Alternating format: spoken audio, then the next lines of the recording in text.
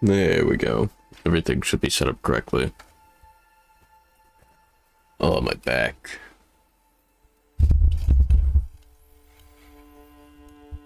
Good morning, Goki Dev. Good morning, Metal Bear. Good morning, Chrysanthemum. Good morning, Jimmy Map. Good morning, Damatao. Good morning, The E-Ghost. Good morning, Mercalio. Good morning, Giradolo.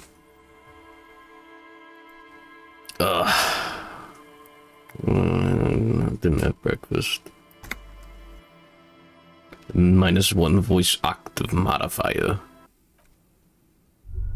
Just woke up.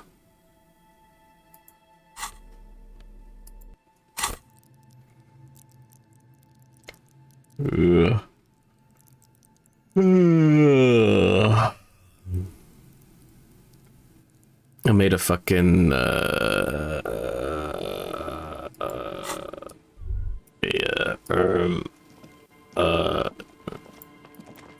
French onion soup yesterday. That's hardcore. Fuck caramelizing onions, and also, yeah, it's a lot of onion. So I'm like super full still, but I'm also like, okay, like an empty stomach. That's badass.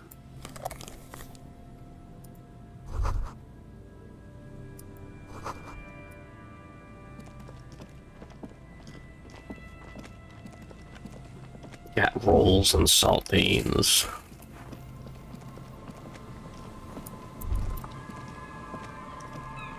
Who the fuck is that?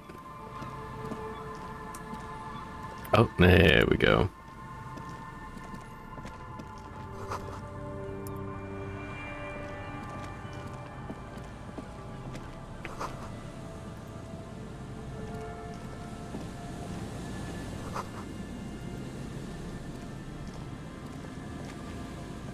Oh, I'm looking. That patch of reeds over there, it's a great place to hide something. Wait, hold on. Out of the way, being so close to the water. You don't have a reason to. Yet. Nothing. Just a hunch. The hunch passes, leaving you there, by the old boy bobbing in the water. Time to go. Yes? Ah, beans. Here, let me see. Nah, no thought for that. Damn. Anyways, welcome to video games. Oh yeah, I also made that pizza that I've been meaning to get around to. It was badass.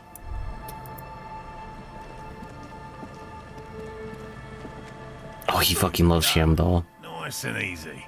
No way out, little guys. Not out of this jam. Oh no, he's Australian. Yeah, I made like a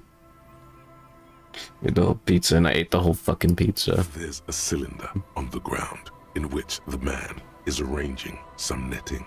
It's badass. It looks like some kind of trap. He notices you. Good morning, Stinky Peanut. You missed the pizza party. It was at my house. Who's there? Oh, the police. Hello, officers. And it was just me. Is that the police? Why are the police here? Don't worry, Gary. I'll handle it. To what do I owe the pleasure? Shouldn't leave your woman unattended. Cafeteria surrounded by communists. No, I'm good. Hey, of course. Thank you for passing along the message. That damn water lock is broken, and we can't go all the way around the A81. I could never lie to him. You broke the water lock with a motor carriage? There was a billboard in the canal. Not a vehicle. It said Samaran Butter. That was me, baby.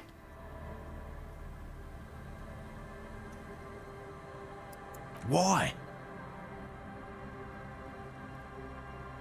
I'm sorry, I don't know.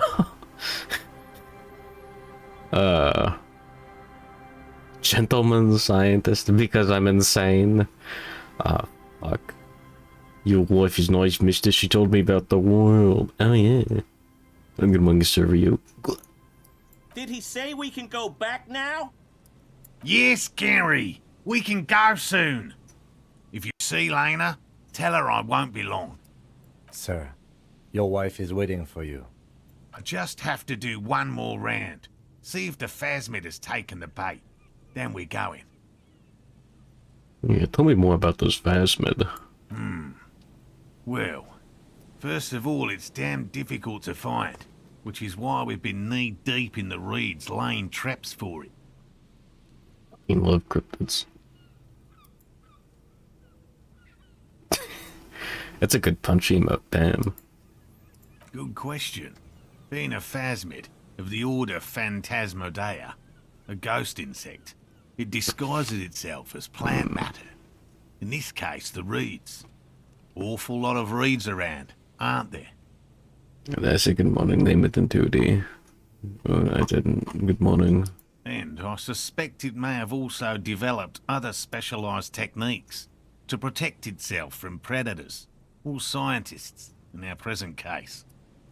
It's my hypothesis that it has evolved certain electrochemical defences that allow it to interfere with animal perception, impeding pattern recognition, confusing the visual cortex. But I cannot describe how these defences work, much less how they evolved, without studying a live specimen. Yes, it makes perfect sense. You're beginning to suspect there's something paranatural about this phasmid.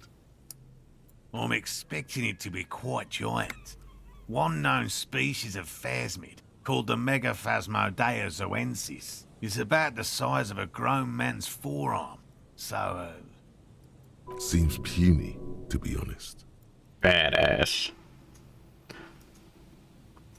Okay, yeah, why is he going after this one? typical rookie assumption. Insects are much more sophisticated creatures than those unversed in zoology give them credit for. Even simply catching a glimpse of the Insulindian phasmid would be the apex of of any cryptozoologist's career. But to study it and its defences, find out how it stayed hidden so long. Would be glory itself. Very little, I'm sorry to say. No one's ever captured a specimen, so all our information is based on first and third-hand accounts. And good morning, Margot Rossi Penguin. Giant bugs. Gotta make a bug girl OC. Not yet. That's what makes it a cryptid. Just out of curiosity, if there's no proof of its existence, how do you know it's real? I know it's real. By which I mean, I've heard enough first-hand accounts to believe quite firmly that the Insulindian phasmid is more than mere superstition. Yes, the most recent sighting was by a couple of teenagers along the coast here. That's what brought us to Martinez specifically. Where is Disco Elysium's Australia? Never thought about that. It's the first credible sighting in several decades. Admittedly, it's an unusual location for this species, but with all the sewage runoff upstream, it probably doesn't matter much anymore. I have to resist the thought. Such an extraordinary creature is doubtlessly highly resilient. After all, it's generally thought to be capable of parthenogenesis. Yes, the females don't need males to reproduce. Makes it easier for a species to survive in adverse conditions. Pretty clever. Travesty. Yes, the Insulindian phasmid is a very clever insect. That's why it's so damn difficult to catch. But as a scientist, I'll try my best to remain dispassionate.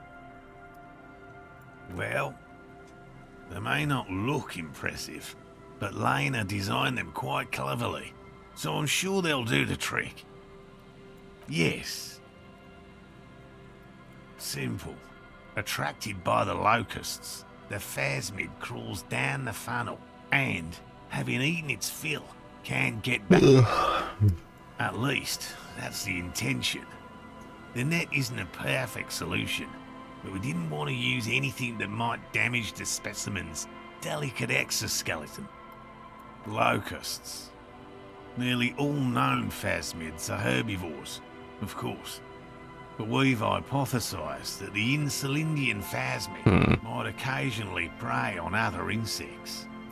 Inside the traps, a number of locusts crawl and tumble over one another in a tiny, chittering swarm. A meat-eating stick insect? Does it pretend to be the reeds as part of its ambush behavior? This seems unlikely. Thank you for your opinion. We have also included plant material in the traps to satiate your skepticism. They'll work, I assure you. The predatory hypothesis, using locusts as bait, accounts for the failure of previous efforts by other teams, which use plants. We have given this some thought. I mean, maybe it won't work because it's too big. Yes. What? Time to return to your woo, man. Nah. I've just always liked animals and puzzles. Searching for cryptids is a bit of both.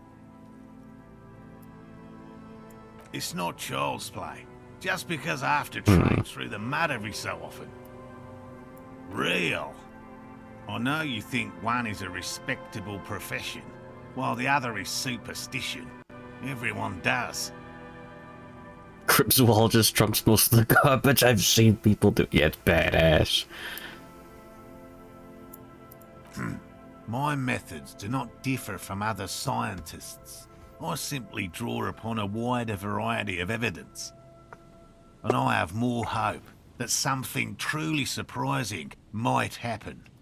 Your nerve endings tell you I'll there get the is hat no on such still. thing as a positive surprise. No, as I said, I have yet to catch a cryptid, although I have come close. Close enough to keep trying. Everything from forgotten regional lore to newspaper accounts, like the one that brought us here, to look for the phasmid. I keep a very open mind. He's interested in things that people believe that scientists don't. Huh. Most establishment scientists only care about reputation and remuneration, not real research, and certainly not the truth. They're a cowardly lot, and both the field and basement archives can be dangerous places.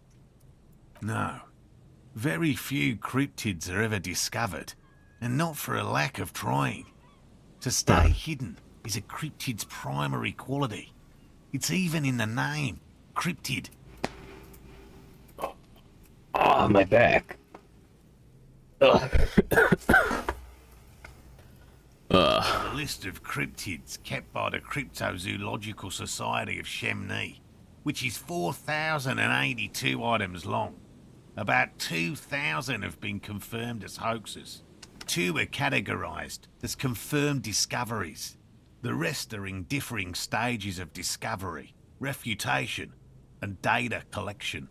I didn't know there's a whole society for this. Yes. I hate societies. One forest pygmy, who turned out to be an extinct species of primate, and a cave salamander from Yugograd, who is, honestly, quite unremarkable.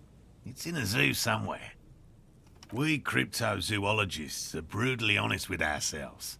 More so even than the public. With cryptids, most cryptids are hoaxes or they are never found. That does not mean we should stop searching. The phasmid will be the third, after I find it. Indeed. If our expedition is successful, every paper in the world will report on it. From Revachol to Dushantu. It will I be want a to zoological believe. miracle. Good morning, Virginia A1. The hair on your arms stand up. Electricity. Sounds like reeds hissing. He has clearly done his math on this. There is no surprising him or swaying his opinion. Yes? Yeah, let's talk about specific cryptids. All right.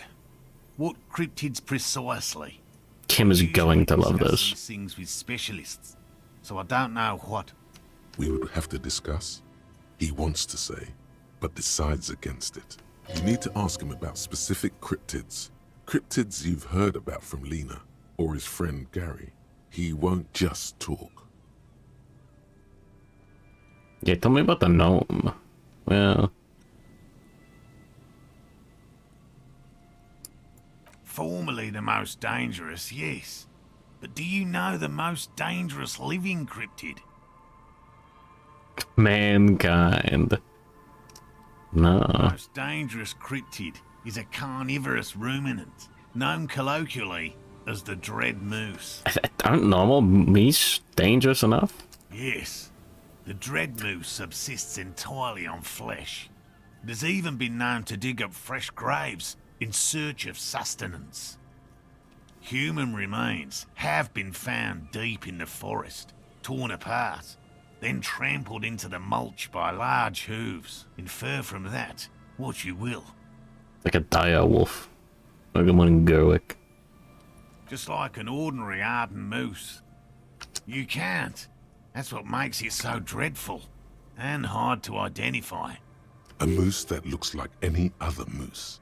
What's going on here? He's kidding, right? I'm 100% behind the dread moose. I'm not completely sure about this dread moose. The bodies found in the forest are just one piece of physical evidence. The recent surge in the moose population has hidden carnivores. The dread moose are effectively removing competition for both themselves and their evolutionary cousins. Moose are already being hunted for sport. Can you imagine what would happen if they came to be viewed as predators?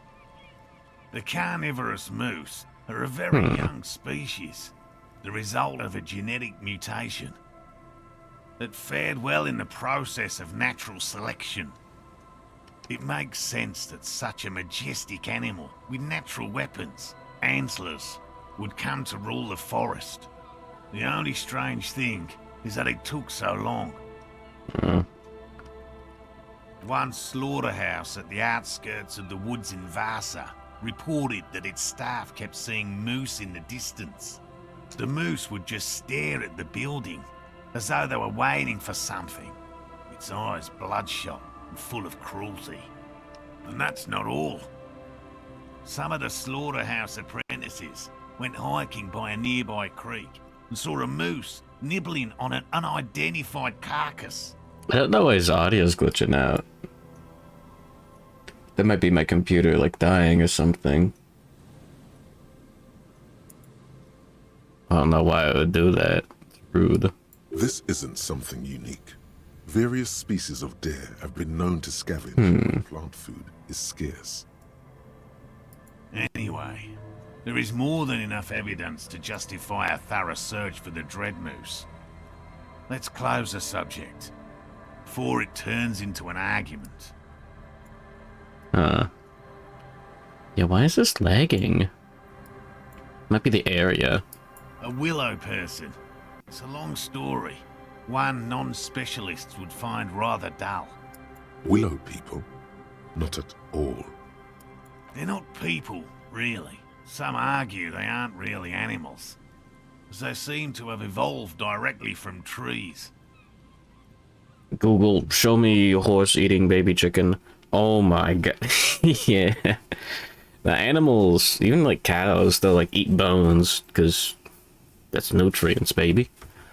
They're very, very thin, almost flat in fact, and can camouflage themselves easily, wrapping themselves around trees and blending in with the tree bark. In that way, they're not too dissimilar from the phasmid we're looking for here. Girl. Herbivores will eat it. Damn. Me when I need my horns.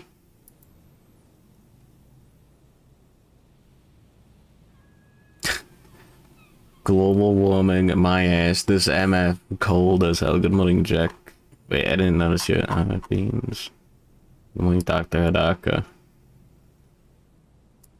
You probably have. Gary and I painted an entire grove's worth of trees in slow-drying paint. It was a bright lavender colour.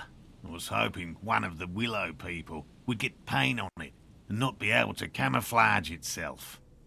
After waiting in hiding for hours, I saw a figure slip from one of the trees, Oh. a lavender shadow, dashing through the grove. I chased it with a net. Not very elegant. You can't be elegant in the field. And, well, it was faster than me. A lavender shadow. I know you think we were snacking on funny mushrooms. It's easier to mock someone than to admit that the world might be more interesting than you've imagined. Yeah, good morning, Dr. Gunn. Furthermore, I'm not saying it was a confirmed sighting. I'm painfully aware of what goes into verifying such things. There is a serious possibility that I saw a squirrel or a trick of the light. I am my own Jimmy, harshest yes. That's impressive, I guess. But have you seen it with your own eyes? No. Of course you haven't. I haven't had a chance to travel to Coco Nor. No. And I likely never will. The Samaskill desert region has been embroiled in a small civil war for the last 8 years. No. Yeah, Jimmy's out here looking for VTuber cryptids, I guess. This mindless barbarism may have wiped out the elusive creature entirely. Sightings of towering luminosities have grown rare recently, while they once used to be constant. The fabled fat bitch. It was right at no beach. Jimmy. Yes, sightings of mirages are constant. A mirage is a constant phenomenon that people have no time to report when a war is going on. Which asked if you wanted to It's send that. unclear what this has got to do with you seeing it, as he was inquiring before. He was just being defensive. Oh, everyone knows about that one. Thanks to Professor Mijanu being the talk of the town for a time. A bit of jealousy there. He'd want that glory, truth be told, even if he'd have to inject himself with bacteria to get it. Although, probably because her life ended as a result of her work in Gutler, no one remembers her contributions to the search for the Nong-Ok. A flightless cursor owl found in the Seminine Isles. Its long legs permit the Nong-Ok to run faster than any other avian. Perhaps any other animal. Who knows? Good morning, Mid Costello. Welcome to the Jimmy segment. When it's not hunting its prey in this manner, the Ock hangs from tree branches, like a bat, waiting to dive on hapless prey below on the jungle floor.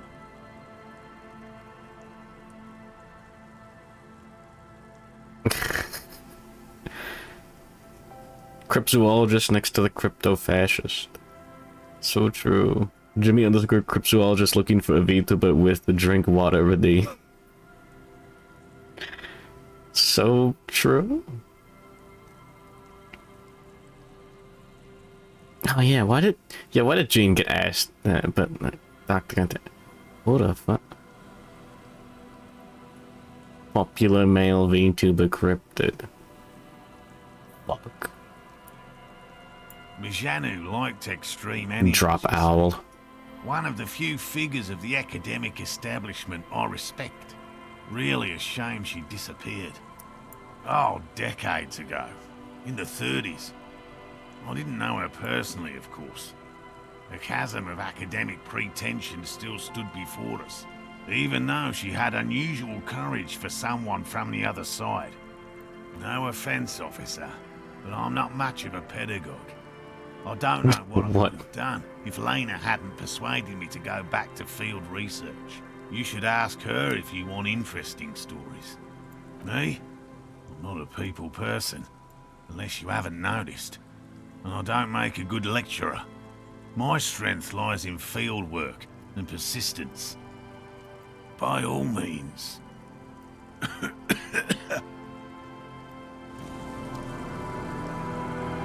Alright, Gary. Hello, I'm Gary. How do you do, officer? He's a fucking Pokemon. Hello. Yellow man. I mean, officer. Gary, the racist Pokemon. The lieutenant raises his eyebrows slightly and takes out his notebook. Yellow man. Interesting. This is something to ask him about, after a little probing first. I'm just waiting for my friend Morel to finish up with his insect traps so we can return to civilization.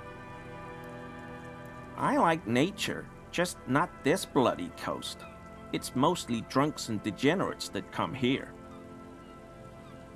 I think I might be a drunk or a degenerate, maybe even both. Dark times will do that to good men. Oh, he's gonna love the mug. Oh, so that's what the RCM in Martinez is about. Great. Great to hear someone's finally taking care of that. So you do know something about it? No. Nothing. He was some kind of mercenary. But everyone here knows that. I'm just glad to hear you're looking into it. That's all. He didn't kill him or anything, but there's something going on here. We'll ask about the mug and then Kitsuragi. No. I help Morel with research sometimes, and I've learned some things along the way. But I don't usually go in for picnics like this on my own. My mug? Why would you think that?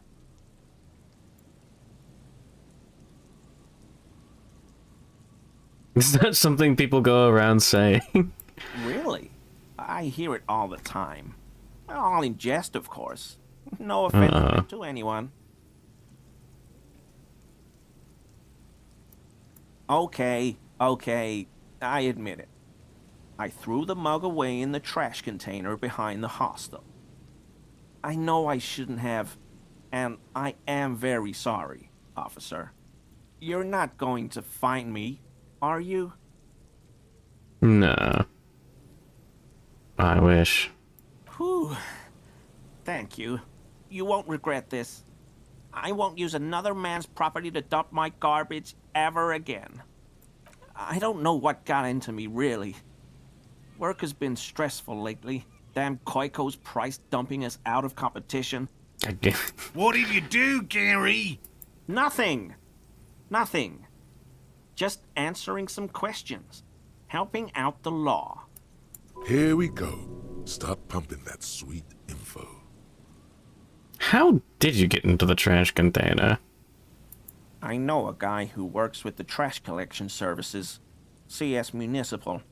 He gave me a master key for the trash containers of Martinez, so I can use the Whirling's trash compactor to store my own stuff. Garbage disposal is expensive as hell. The damn Hemians run it like a mob. I'm sorry, okay? I thought I could cut costs. I shouldn't have. I shouldn't have disgraced myself. Disgraced? No need for the histrionic, sir. It was, after all, just a trash container. Yeah. Officer, please. Let me explain. It's not like that. I was only cleaning up. I live right across the yard from where he was hanged, and I saw him stripped naked. All the clothes lying around in the yard, smelling. People are animals, you know? Then I came out to clean up the rags because no one else would. I put them into the Whirling's trash, along with a broken mug, admittedly. Okay, I was coming to throw the mug away, and, well, I threw the mug there and the clothes too. Right. It was just civic duty. Exactly. That's exactly what it was. Civic duty. Good morning, Murder VT. Good morning, Diabetic Cat Slurper. As he shifts uncomfortably, a series of clicks, like the clinking of glass beads, against one another as they roll across a hardwood floor. You've heard this sound before, but where? Oh yeah. What sound? Really? There's lots of weird stuff out here in the reeds, though. Insects, trash. Could be the wind shifting some garbage nearby. Every day, the wind shifts the reeds and whatever was left in them. Tambourines and condom wrappers, plastic and glass bottles. The smell of decay. The sound you heard was not the sound of something easily abandoned. Armor? No. I mean, yes. Of course. I know he was wearing armor, but I don't know anything about it. An infant could see he's not telling the truth, but he's too scared to admit more wrongdoing. I hope I can help your investigation, in my small way. Want to wear armor +1. Not many Sealites here, or anywhere, other than Sail. I meant no offense, truly. Oh, yes, of course he is. I was just speaking about his connections. Let's change the subject, okay? Hold on. -1 composure. Well, shit.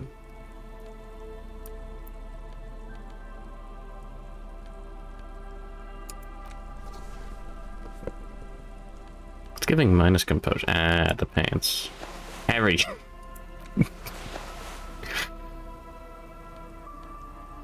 I don't have any good pants.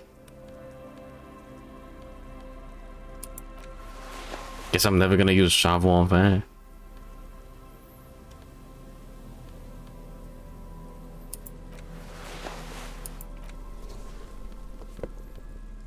I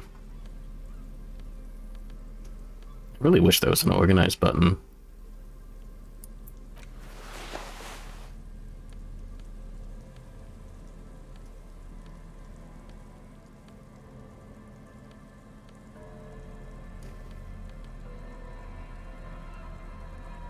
+2 logic. It's pretty good. Our perception's still at 5. We have 1 composure, God bless. Always a pleasure to see an officer of the law. I mean, officers. Is he? He's looking comfortable enough. Maybe it was just beads. Sounded like beads. But what kind of beads might a man like Gary be hiding beneath his clothes? Are you cross-dressing? Are those prayer beads? Are you sporting anal beads? I don't pray, officer. Faith in non-existent helpers is a sign of weakness. Not for proper Revicolian men such as ourselves. Well, shit.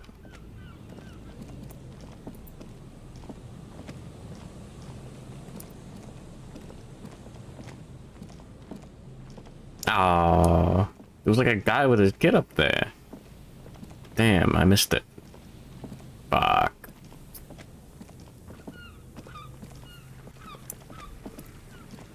Oh, hold on. Did I miss this? Yeah.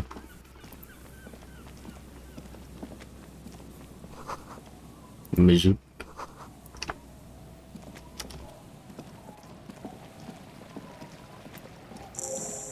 The mud.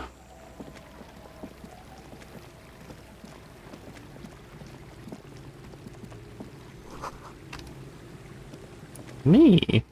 Yay.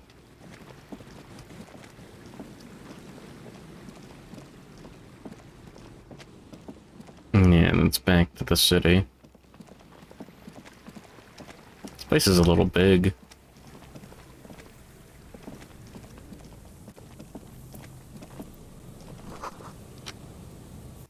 Okay, I know the game is dying a little bit. You see, a once bright mural towering above you. The signage has peeled off over the years, but you can still make out Feld Electrical R&D. A slogan used to intertwine with the loops a long time ago. Now, only a shadow of peeled letters remains.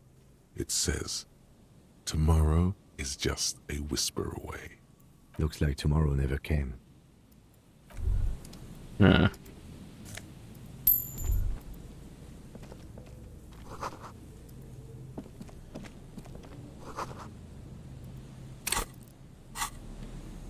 Pry bar, pry bar. Where am I gonna get the better pry bar?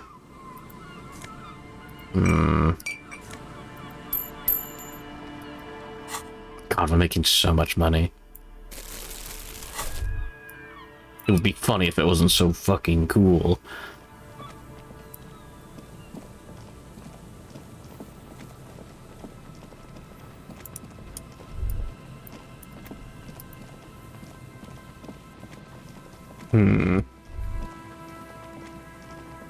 Oh, there's a lot over here. A metal payphone under a yellow plastic dome. You could use it to call someone, unless you're out of change. You hear the tone. The machine is inoperable. Calling. Still calling. This feels wrong. Should you be doing this? End of tone. Someone picks up. Pierre? Is that you, Pierre? Little money noodles. No. Do you have any news about Pierre? He's my sister's grandson. He used to visit me as a lad. Fine young man. But who are you, then? A salesman of some sort? Modern goods are rubbish, and I can't afford them anyhow. It's a shame what you did to our country. No, I'm a police officer. To hell with the police.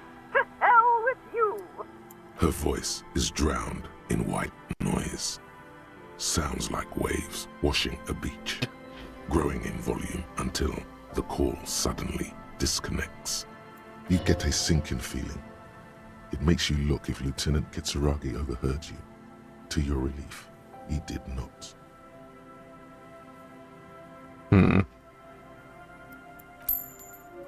Calling. Still, someone with a masculine voice picks up. Surely this is a good idea. Hello, Gerard speaking. Hello, Gerard. Technically speaking, you're electricity. It's electricity.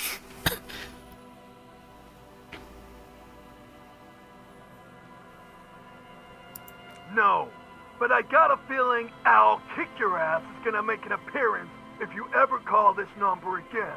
Have a good one, asshole. Phone hanging up. Disconnect tone.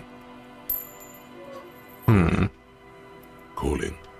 Calling. Still calling. Still calling. Stop calling me, man. I'll get you your money, alright? I just need till tonight. Let me work.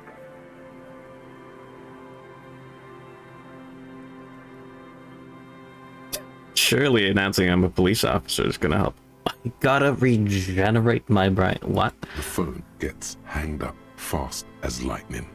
All you hear is a little shuffle of nylon as the hand moves on the other end. Disconnect tone.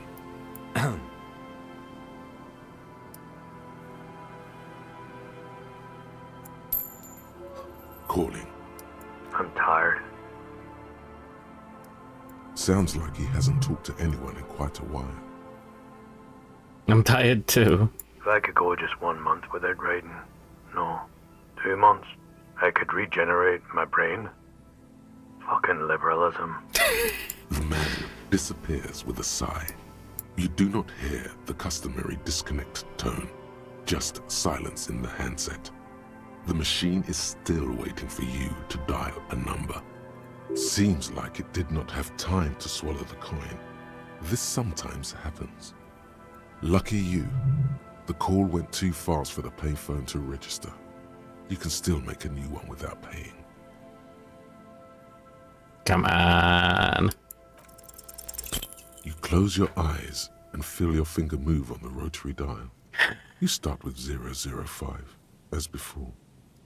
The area code for Revachel's zone of control, followed by 7 digits at random. The last one makes the silence turn into a ring. It's calling. Still calling. Still. Time keeps passing. In the distance, seagulls squawk. No one is home at this number. But the coin, it's still in there. You find yourself thinking. That was a white check, right? Oh, was it a red check? Fuck. Good morning, Americ draws. What were you trying to achieve by closing your eyes? Did you want your muscle memory to take over and call somewhere? Where? Home? He doesn't have a home. Not anymore. His own heart. It's really time to stop this now. Yeah, I still do have the debuff, yeah.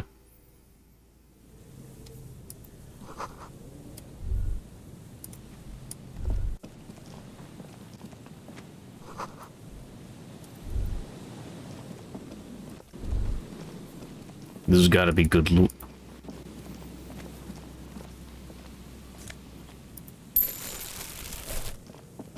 Someone has left an unidentifiable article of clothing on this railing. It smells really bad. The cloth, if you can still call it that, makes a soft crunching sound as you thrust your finger into it. It's streaked with dried seagull shit and tangled with pieces of seaweed. A dangling arm suggests that there might be a jacket beneath the crust of filth. It seems likely that it was left in the surf until someone laid it out on this fence to dry out. Unfortunately, Oh, no. just seems to have stiffened it into a shapeless mass. I never went up here? What do you mean? I just... Oh, no, it's day 3. Please tell me you're not taking that with you. This might be the jacket the idiom dude. Yeah. I'm sure he'll be thrilled to have it returned.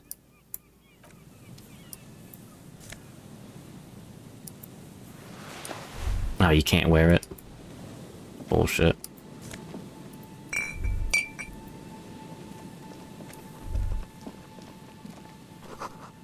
Nah.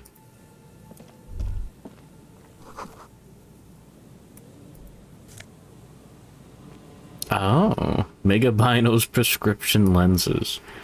Okay, that's badass though.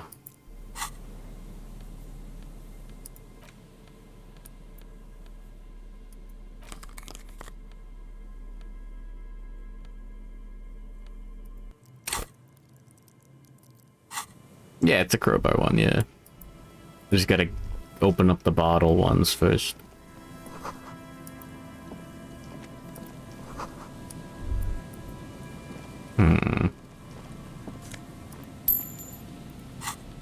Found minced glasses. You're not wrong. Oh, you can interact with the jacket? Interesting. Yoink.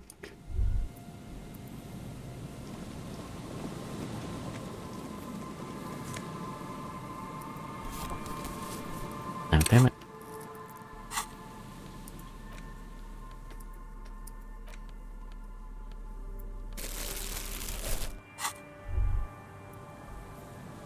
Well, what happens?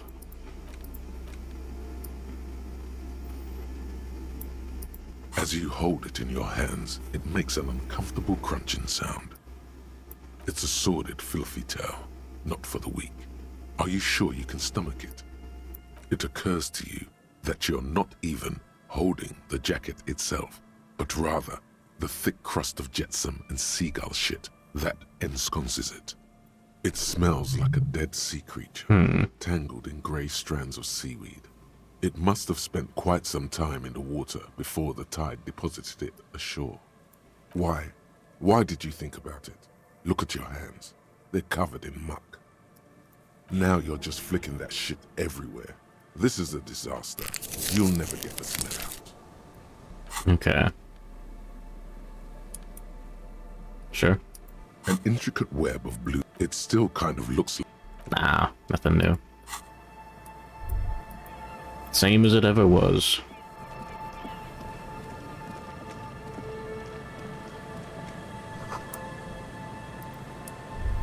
Oh, yeah, this guy. There's some tear, an empty cigarette package, and a crumpled kebab wrapper in the trash bin. 2 empty bottles of Tallulah vodka and a can of black potent porter is all you find. There's more in there. Livis strawberry liquor, plus some Pilsner bottles too. Better not pick them up. They seem unhygienic. A tragedy. Whoever tossed it here was a heavy smoker. The brand name reads Red Astra. Red Astra is the black market version of Astra cigarettes, known for their high tar content. Now, this makes partying look bad. Still, don't let it sway you. You're responsible. Thank you, electrochemistry. You see traces of mayonnaise and ketchup on it, as well as a tomato wedge. The wrapper reads Shish Kebab Revachol. It's no older than a day or two. No mold yet. It's hard to concentrate in the smell. The sea air brings some relief. The smell, it's awful and familiar. Don't you recognize it? That hideous pungency, that faintly cloying sweetness. Only death smells like that. Something cold wakes in the pit of your stomach. Fear. It is death. It must be. The lieutenant has already brought a handkerchief to his nose. Eyes up, detective. Something's not right here. A man lies on the boardwalk, his limbs bent and neck turned at an unnatural angle. Right next to him is an empty bottle of spirits.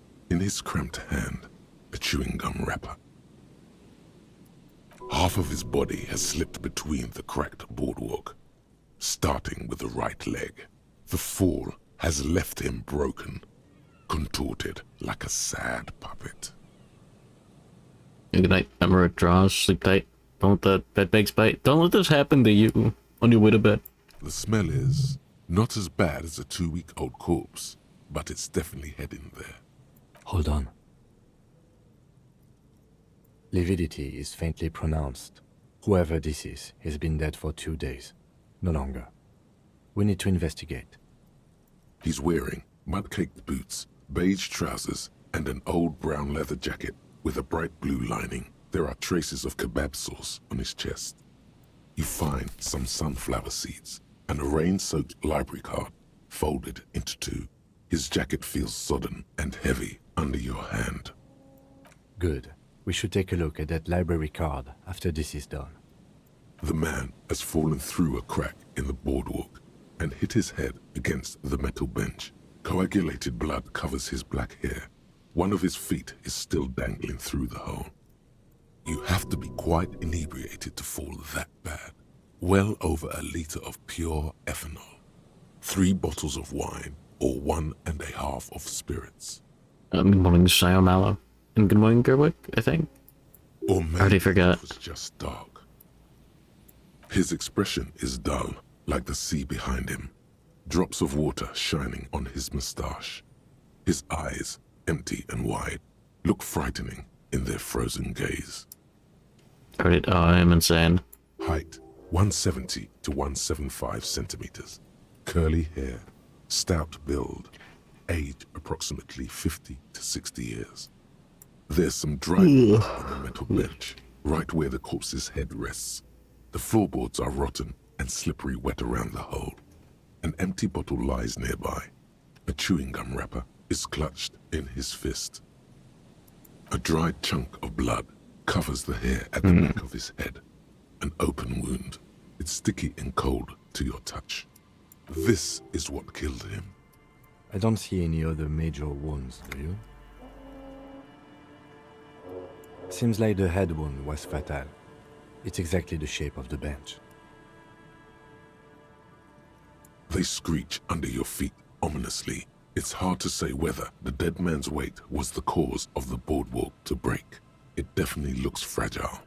You see waves churning below. Something cracks beneath your feet. He could have easily disappeared into the sea through that hole, and you would have never found him. A .75 liter Tallulah vodka with its cap missing. There's hardly anything left inside. It's mid-market spirits with a slight touch of menthol. The man meant to enjoy himself, have a good time. Tear all around us. I'd prefer if you didn't collect them this time. It's not proper. Thanks, Kitsuragi. True. It feels disrespectful. Grabowski spearmint chewing gum. Green leaves on the cover. The man's mouth is half agape from the terror of Can you take his gum? the blackness of death. Stench. You think you see white chewing gum too? He ate the whole pack, right? It's to cover the smell of alcohol before going home. The worst thing is, He never got home? I've seen it before. Uh-huh. Almost the same scenario. Even the chewing gum. It's always the same. The entire boardwalk creaks in the wind as you take a step back. Looks like one of the locals. He'd have to know this spot to come here. You don't just walk over here. But that's just a lazy assumption. What do you think? At least this man knew how to party. Imagine the same scene without the bottle. Now that would be just sad. This is an omen, a sign from above. Don't start drinking again. He looks like me. Well, at least you're not married.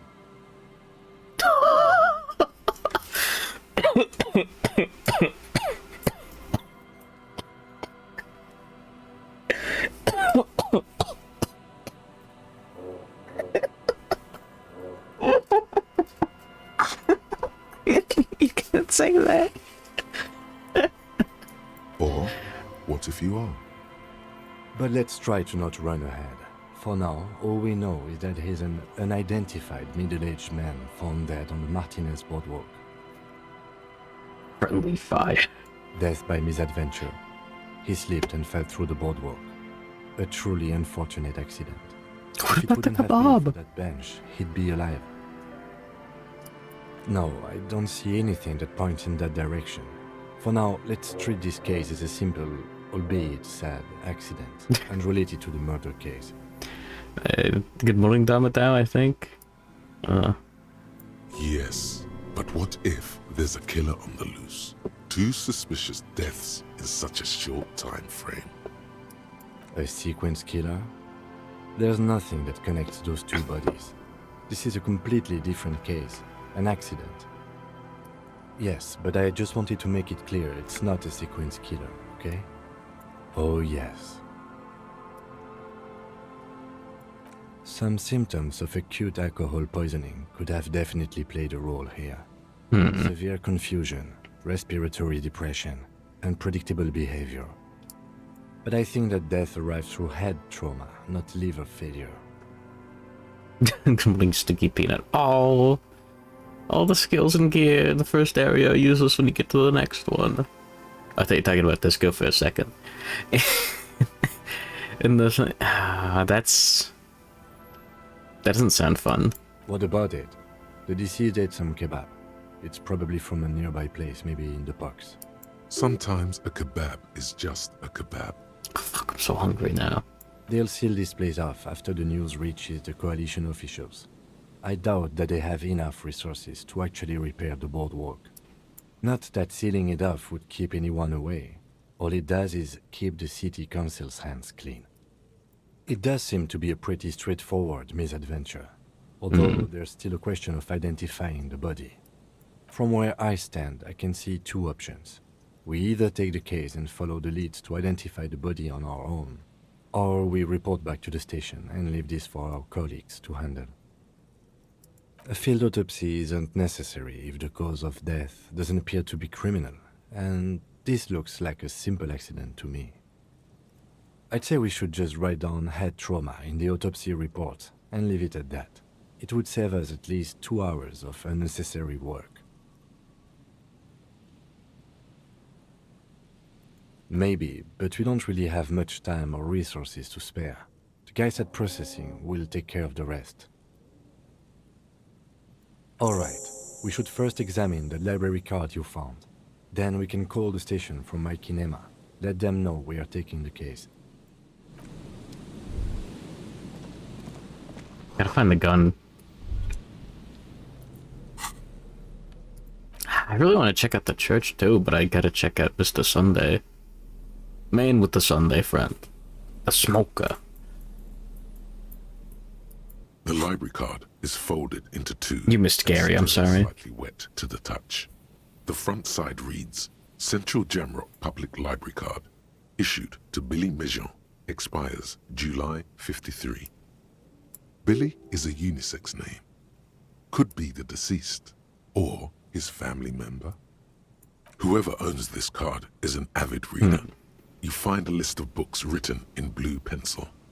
Radio thriller. Yeah. Little less between me and the sun. The last one in the list is The Glinton Curve by M. Theobald. A library stamp indicates that the book has been returned. Most of these titles seem to be in the sci-fi genre. Some thrillers too. If lost, please return the card to the library.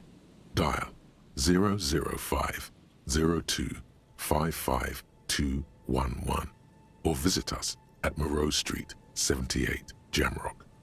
Business hours, 900 to 1800. I wonder.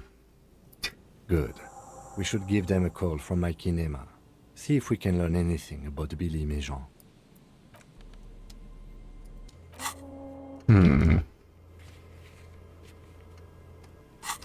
Oh yeah, I gotta pick up the dice later too.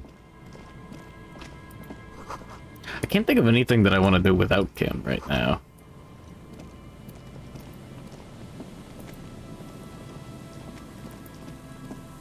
You know?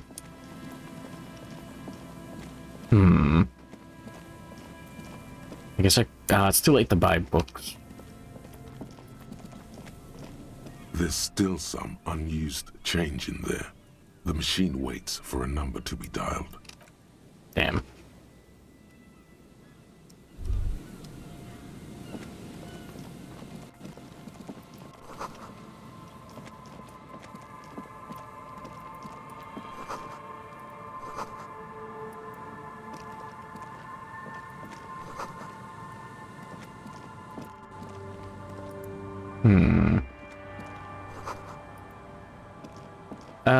We can do this. Okay. You waited a week.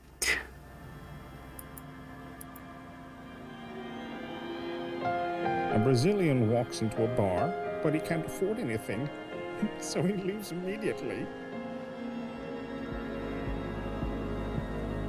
This is the pinnacle of German humor, and it's pathetic. I can imagine him snorting to himself as he types this, as if it was an absolute spirit poem of a command, and then reading it out loud in his disgusting language. Schlieben, fliehen, hark, Jorge Flakturm, before falling into a coughing fit from the laughter. I almost pity him. Okay, it is pretty good.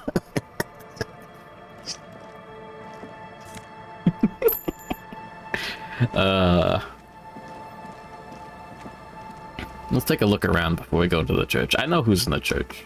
Also, I know who the dead body is. Told my German friends see you later and they asked you time.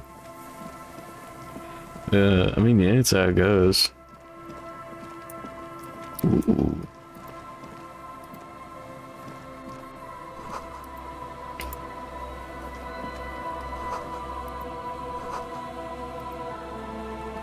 An old door, worn by elements, guards the depot. The wind has blown a sand dune in front of it. The door hasn't It's a red been check, opened fuck. in a long while. You see a handle. It's military. A service depot of some sort. Unpaid intern of racism meets the CEO. The washerwoman mentioned a depot at the coast. She said it was for moving ammo and cargo across the bay. This might be it. Oh.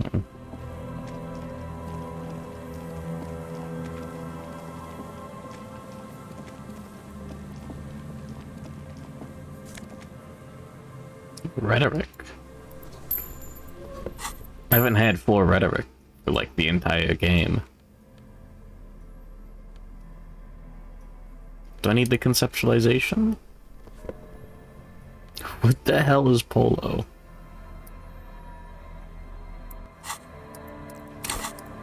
Rhetoric. We have enough conceptualization, come on. Really have to get authority up high enough.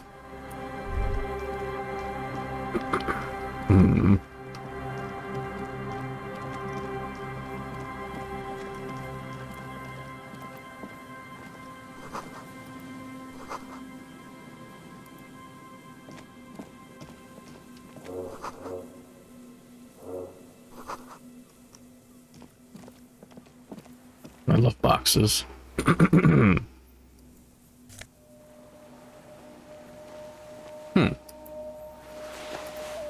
Plus shivers. I don't need it, but it's kind of funny. I'll take the Inland Empire. Oh, allergies. Not because it makes you look a little funny.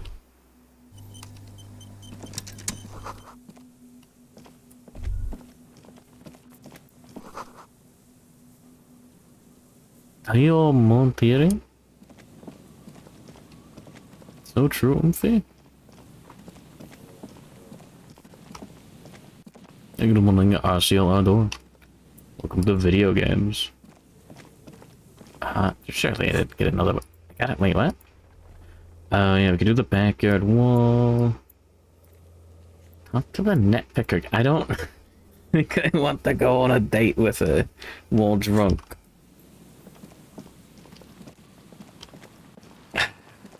That's the one thing I might save Scum. Like, if I actually succeed that check, I would go back and undo it. And it involves making Mr. Harry the War sip the alcohol. He doesn't need it. Heavy wooden doors, more than twice your height, stand shut in front of you. The rectangular sea-worn ornamentation appears in stark contrast to the padlock, carelessly drilled into the wood. The carving on the door is block-like and angular, like the church itself. 2 large beams shoot downwards, sinking into the wood before they reach the threshold. The surface is smooth from the wind, but moist to the touch. This cheap-looking padlock is sturdily built. It shackles together and a staple screwed into the wooden door. The lock is adorned with a yellow sticker. You see a yellow circle with 2 X's and a big curve below them that looks like a mouth. You're pretty sure you haven't seen it before, but what the symbol depicts is clear enough. A smiling dead guy. The curve makes it smile, and the X's make it dead. There is something blindingly modern about this symbol. Its modernness puts to shame everything you've seen before. It's the contrast between the cheery, typical yellow and the rigor mortis. As if the cheery guy didn't know he was dead, or the dead guy didn't care that he was. Either way, you get the sense the forces of future are at work here. Damn.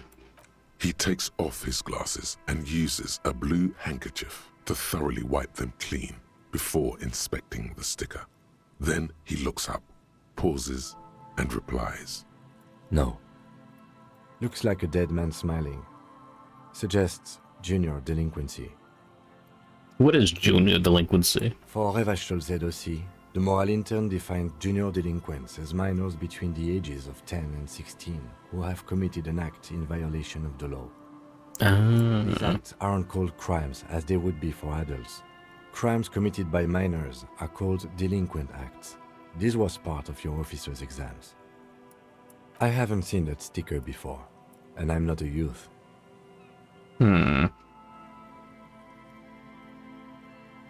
It's very modern. That level of conceptual thinking is not part of my skill set. The padlock passes through a staple that's been hastily attached to the wood. Closer inspection reveals that one of the screws is not a screw at all, but a nail. The work has been done recently and is unprofessional. to say the least. Should you want to get through, it might be easier to just pry the whole thing off. Maybe we should circle the building first and look for another way. The building has seen enough mistreatment. Yes, the pulsing base. A sure sign of junior delinquency. Somewhere east of here. Nothing happens, only the sound of the padlock rattling against the door. I don't think that's going to work. High above, the wind wraps the church in its rush, cold and wet from the ocean bay. It parts around the massive keel-shaped roof, like a test tunnel washing both sides, the way it has done for 340 years. The wind keeps its distance. So should you. There is a hole in my heart. So true. Thank you, Shivers. The lieutenant looks at the padlock. He didn't hear you asking. You were quiet enough. Hold on. This is tempting me to get some interfacing going on.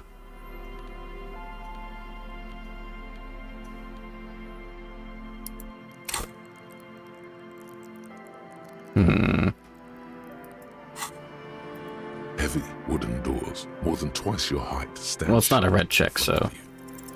There's nothing like the sound of a steel feeling. Now it's stuck to your thumb. Put it right on the cover. That's badass. Voila. Looks very modern. Style your paperwork. You're part of the future brigade now, and so is your formerly humdrum ledger. Neon, baby.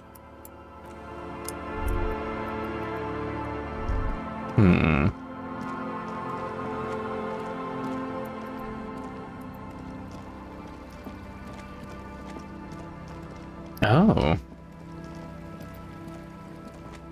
didn't notice this. There's so much stuff. Fuck.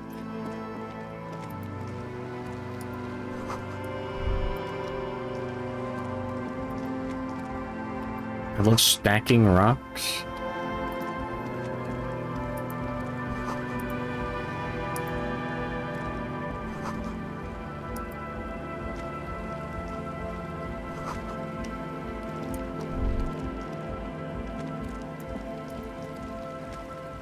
A pane of eternite has been planted into the snow. 2 poles are holding it up. Barely holding it up. It could fall over any minute. A stronger gust of wind might be enough. It looks like a makeshift bridge. Could be convenient. The pane falls into the icy snow with a soft thunk. Badass. We should ask that girl on the ice what's going on here.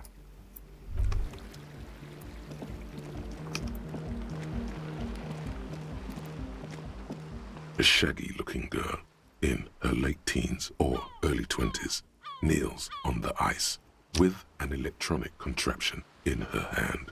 Hearing you approach, she looks up. Oh, hello there. Everyone knows drugs make you invulnerable to cold.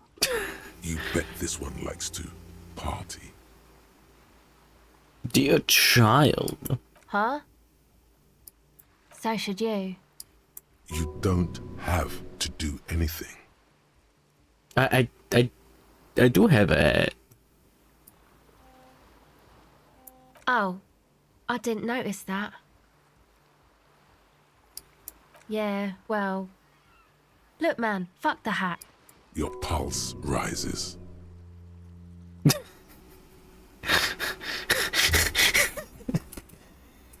I mean, we're gonna fail it.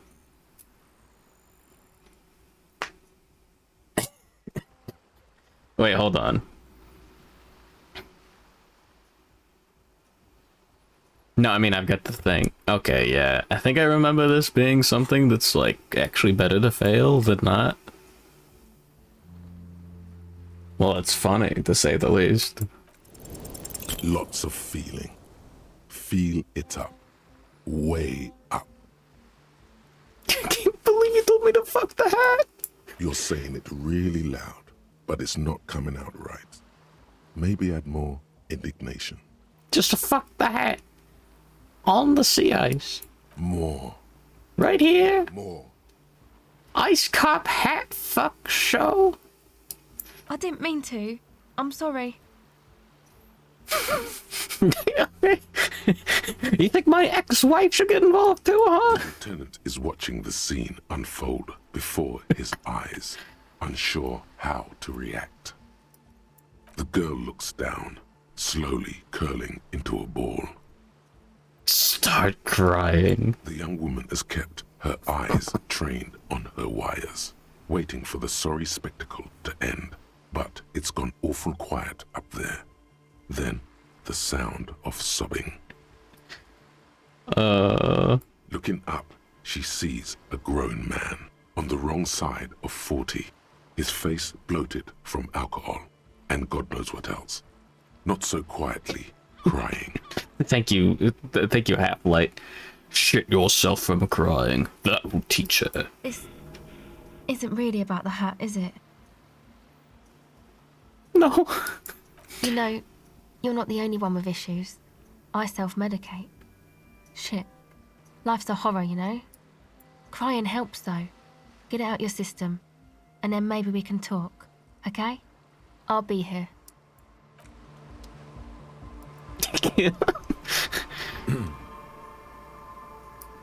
Do you want to talk about what just happened? Yes.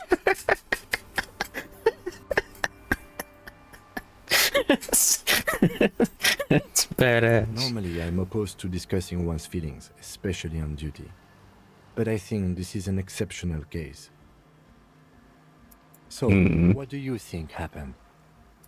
'Tis possible thou couldst persuade the lieutenant 'twas all a part of thy unorthodox method.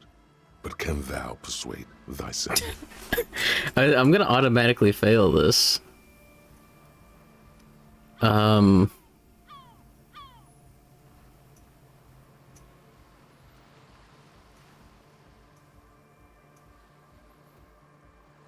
would be really funny.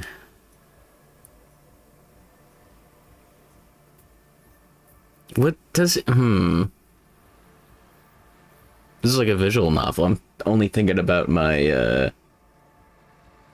You can just pause the idea.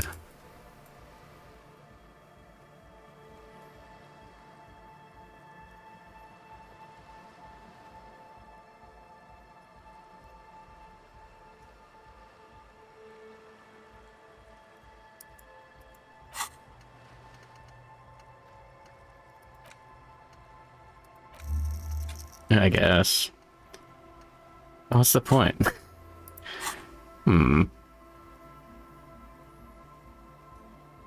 Well, okay, now it'll be funny. It's 50-50. Thy pen of lies runneth dry. Best to simply deny the truth, bold face it. You got 2 ones anyway.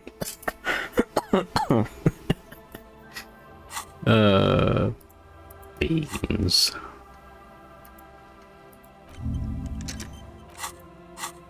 So you're saying you didn't break down in tears just now and nearly tear your shirt off? Uh-huh. Even divorced me. Yes, I've definitely never seen you cry before, nor lent you my handkerchief to dry your tears. Methinks my liege doth protest too much. A performance that would make the star of a radio melodrama blush. Even so, in the future, could you please refrain from emoting too much on duty? The quasi-legal status of the RCM means we need to project strength twice as consistently as any other police force in the world. Do I say weakness is my strength, or...? Not when projecting strength. Then it's just weakness. Yeah. Thank you. Glad to hear it was minor. Can you go on?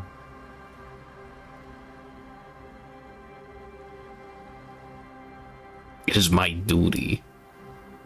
Then, let's go.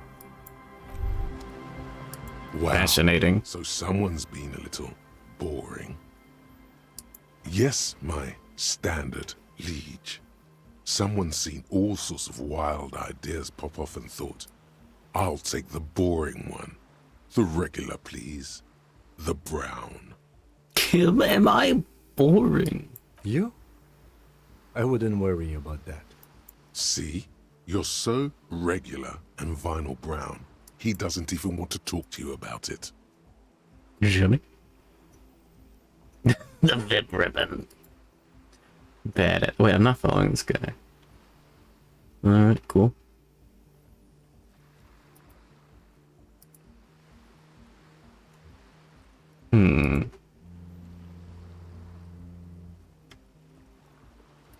Of course you do. Let's get right to it. My lord's coppo type is regular cop. I'll let everyone know. I'll send out a telefax. Yes, the type of cop you are, sire. Think of it as a caste, a class even, a nation of regular law officials that you belong to. It comes, of course, with the usual benefits. Done and done. No actual communiques will be sent, of course. That would be too dramatic. Badass. Nothing funky. Better than normal. 4 grams of Johnny Normal Cop. Who would have thunk? Leave it behind, forget about it, try to utilize your normalcy. I see.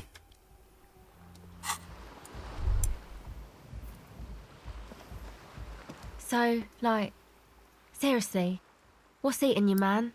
Her hair is dyed blonde, with dark roots showing, and she wears thick black eyeliner. Most men wouldn't call her pretty. There is a manliness to her, a coarseness. I was wondering when you would come around. What's up? What is it? So these foreign people.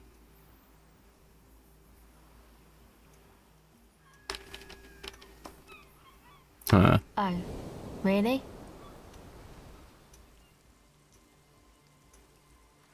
So, the thing that's got you crying in front of strangers is a slow pace of social None of progress. these. There was no like ex-wife or like Karen took the kids or like alcoholism.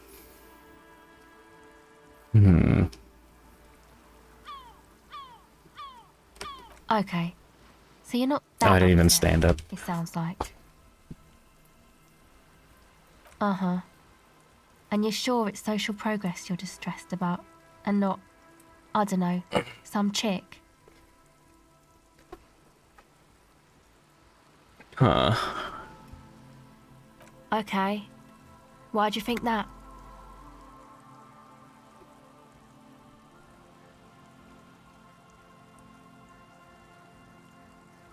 Wow, man. That's pretty symbolic. Don't you think? Okay.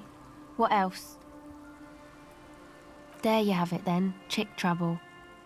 Not political after all. Who was she? Really? You seem to be pretty upset about this chica. Are you sure you don't remember anything about her? Oh boy, did reading them not make me feel good. I remember her scent. Wow, man. That's some pretty strange shit. Are you sure the letters were for you? How come you don't remember, though? Is it like some selective memory thing? Man, when I get hurt, I just want to forget that shit, you know? That kind of selective memory. Actually, everything is political. Yeah, or it might be that. This one time I did so much booze that I forgot too. It's obvious she's done more than booze. Or it might just be some psych bullshit, you know? Königstein wank. You know, the psych thing they've got going on there. Rich people like it. People in Königstein are mostly rich.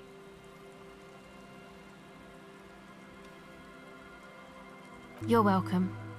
Might be for the best to keep that shit forgotten though. Just my opinion. If it itches, don't scratch. Yes, but it itches really, really bad. A cell. Why? Okay, it's Berger. I could go for a burger right now. Very common name. This is a portable recording device. It's for field recording. Low quality, but still. Actually, just one wire. I picked on it till the braiding came loose. The wire leads to a contact microphone. A contact mic records sounds from inside things, like this ice. Your mangled brain would like you to know there is a boxer called Contact Mike. Any news on my wife's name? How about my mother? Encyclopedia. Contact Mike sounds badass. Wonder what his phone number is. I'd like to contact them. You're welcome. Does it have anything to do with Contact Mike? Yeah, I record stuff with it. The boxer. No. This is a contact microphone. It's for recording inside solid objects. Contact mic just beats people up. That's not fair. And an understatement. He's a role model. An entire litany spews forth.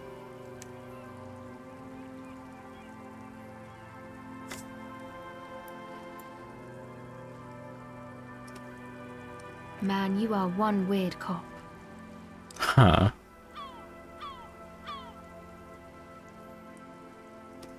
What is it with you and this Mike guy? Okay, if it floats your boat, I'll be more like Contact Mike and less like me. Uh-huh. Good on you. Okay, well, I need to know the litany of Contact Mike. Minus a logic, conceptualization, and the drama. Oh. Oh, yeah. Yeah? Oh my god. I wanted to research this so I could, like, uninclude it, but... Well, maybe I could get that,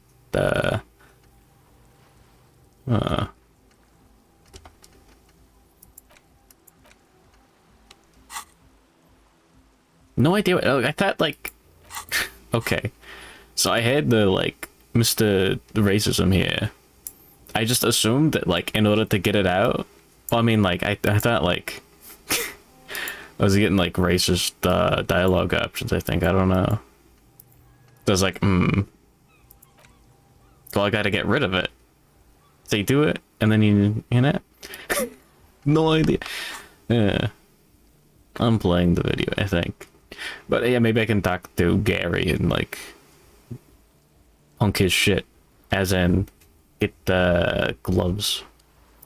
The mic? I don't exactly know. Somehow it doesn't pick up vibrations from the air. The book said it only picks up structure-borne sound, if you like technobabble. Same place I got the recorder from, the Elysium. The what? Oh man, you haven't been to the Elysium? It's the coolest place in this whole drug-addled shithole.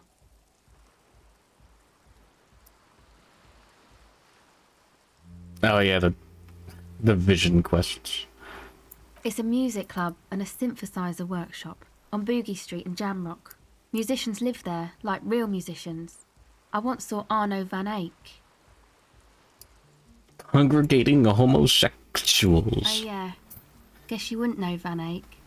Or really be a Elysium going kind of person. I get down. I don't know what that means. I grind. I don't know what that means either. I'm hip beyond my years. That's cool. Time has deserted me. Sucks, man. Was there something else? About the contact mic, perhaps? Okay. Recording, I guess. I think I'm recording cracks in the ice. But there's no way to tell. Not without headphones. I think I just recorded your footsteps too. Not sure how that will sound. My boyfriend sold them. I don't know, man. Things. Just stuff you need for life. A lie. They were Rogues. pawned off for something suspicious. The musicians in the Elysium used them for making music. They looped the stuff, cutting the tapes together. They make music out of cracks in the ice and keys jangling. Crazy sounds like that. It's hard to explain. You fucking idiot. You buffoon. You absolute fool. You found the word filter. I'm glad Autobot now shows you messages that use blocked terms. I'll let it through just this once. Anyway, I thought I'd make some too. It's supposed to be, like, a music place anyway. The girl is cold all of a sudden. Very cold. I saw that Papado. Did I say good morning earlier, Papado? I don't think I did. I don't really know what I'm doing. They use synthesizers too. I don't have a synthesizer. She is on some kind of stimulant, amphetamine or methadone, and its effects are wearing off fast. She will begin to experience more and more valleys now. Take this, you're cold. No, man, fuck that, I'm cool. I'm sorry I said that. I'm sorry about the fuck. It's okay.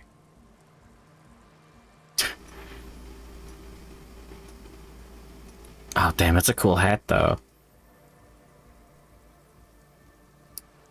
Thanks. Oh man. Interesting. The whole reason woods are blocked is because you don't want to see them. I think it should at least be an option. But also, yeah. Whatever. That? The boys think it could be a place, like the Elysium or something. Stupid. It's really not gonna be a Elysium, that's for sure. Yeah, Andre and the guys, they're inside, in the tent. And why is that? They got too much stuff crammed in there, no room. Music stuff mostly. Like this tape recorder, but bigger. Yep, they were pretty. I'm sorry we sold those. That stuff is more expensive than I am. More expensive than any of us, really. Doesn't matter, I can take the cold. Go ahead.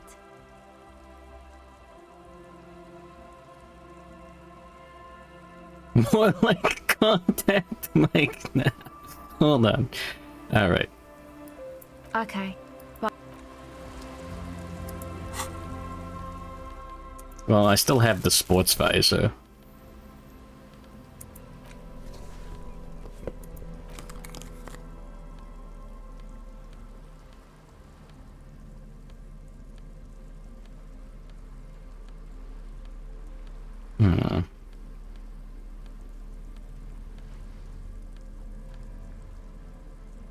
Nothing gives a minus, does it? No, -1 empathy.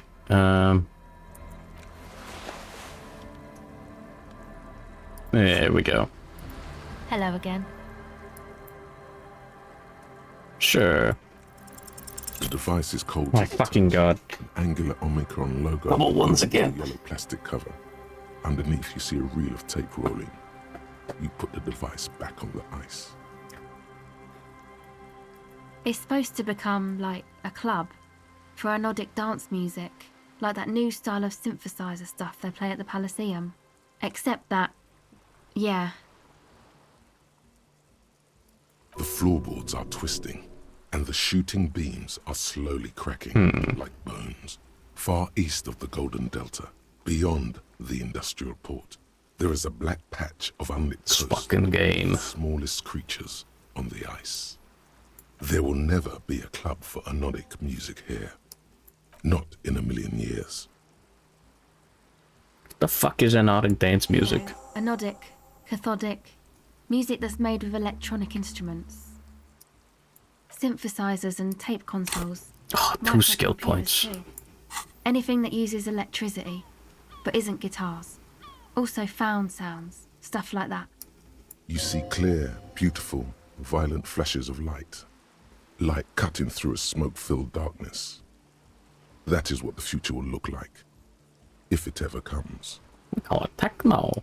This is an evolutionary step up from amplified instruments. Techno too. Which in turn are a step up from acoustic instruments. What comes after it, you wonder?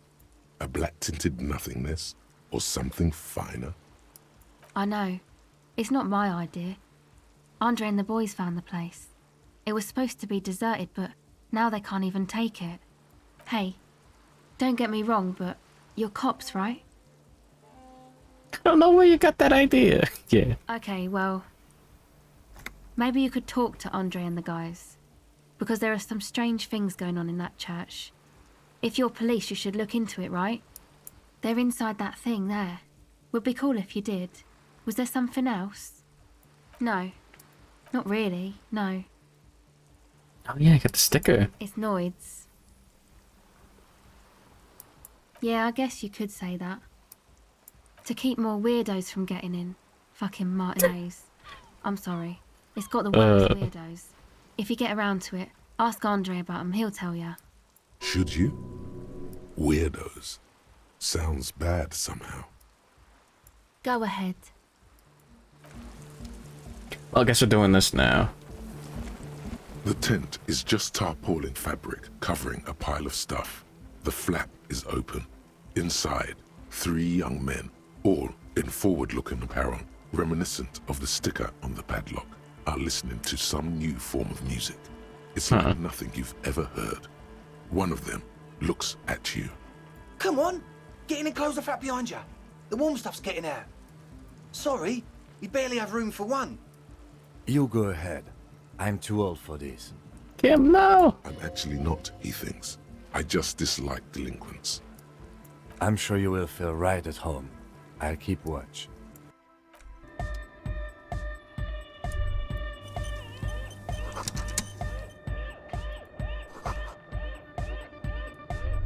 Oh, yeah, that's amphetamines. Wait, hold on. It was badass. You see a youngish man bleaching the tips of his hair with a toothbrush. He puts the toothbrush down and extends his hand in greeting. Hello, I'm Andre. It's a pleasure to meet you. There is definitely something futuristic about his hair, aggressively so. You get the sense that this is what the future will look like. Frosted tips. Imbecilic, yes, should the future ever come. It will look deeply imbecilic, like this guy. His grip is strong, sweaty, and warm. He's trying to project and inspire confidence. This is my posse, Noid. The young man with earrings looks at you suspiciously. An egghead. Egg! God, he's got the best portrait. Whoa. Together with a Settle Burger, who's out there right now, doing some seriously progressive sonic experimentation, we like to think of ourselves as music venue organisers. We have many in the pipeline, officer. You see, we've been all over Jamrock North, prospecting for real estate to establish a new venue in. Also for talent. Yeah. Yeah, thank you, Egghead. And while there is no shortage of raw, unfettered talent spinning tapes in Jamrock, we've had rotten luck with the real estate part. Place is a shithole. When am I streaming Vib Ribbon? It's like a weird rhythm game, right? Sunbathing in the light of Egghead's profile pic. God bless. I forgot, does Vib Ribbon let you like fucking like swap out CDs and then use those for the... No. I apologise for my friend Noid's potty mouth. I realise this is not how you speak to a police officer. He has authority issues. The place is pretty bad, it's a shithole. Which brings me to the problem of occupied ecclesiastical property. I bet you've noticed the derelict hive of narcomania on the coast. I'm talking about the church, and I'm not exaggerating. Even a place of spiritual refuge can become a magnet for all sorts of dopeheads and burnouts if left unattended. Dopeheads. Yeah. Burnouts. You can use any music. Oh, really? Computer show me thick Vib Ribbon E621. Whoa. Well, I'm sad to say, that's exactly what happened. Sad because we were just about to put Martinez on the map with one of the maddest dance clubs in Jamrock. Nah, strike that, in Revachol. Strike that, the world! And sadder yet, because the dopeheads and burnouts hold up in there are the worst kind. Good. This calls for an opinion. You're an expert in those. The spooky kind. What do you mean, spooky? I was hoping you would be the judge of that, officer. All I can say is, their spookiness is the kind that keeps us from restoring this church into a community centre and a place of spiritual refuge. Gene, put that back. Also, they don't eat or clean the building. Shit's gonna collapse. People just want to spin tapes without them spooking it up. Place has bad signs. No one can dance like that. Thank you, Egghead. So you're gonna look into it, right? It should be a police matter. Getting them out. Whatever spooky stuff they're doing, I'm sure it's not what the Ecclesiastes meant their property for. All right, man. Andre's obviously very happy you took him seriously. The whole tent is. The boys exchanged giddy looks. Oh, you should have the key. We had to padlock the door to the church to keep wandering in. I mean, I could still... Give the officer the key. I could still pry it off. All right.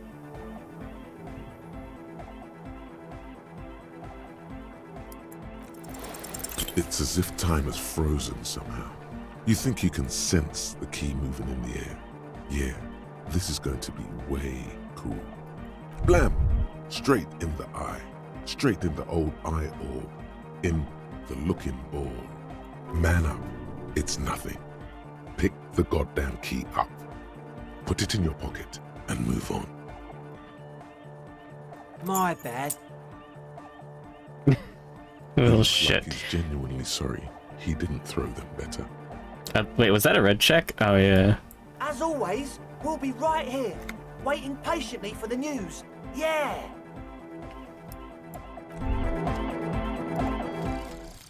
The precarious world.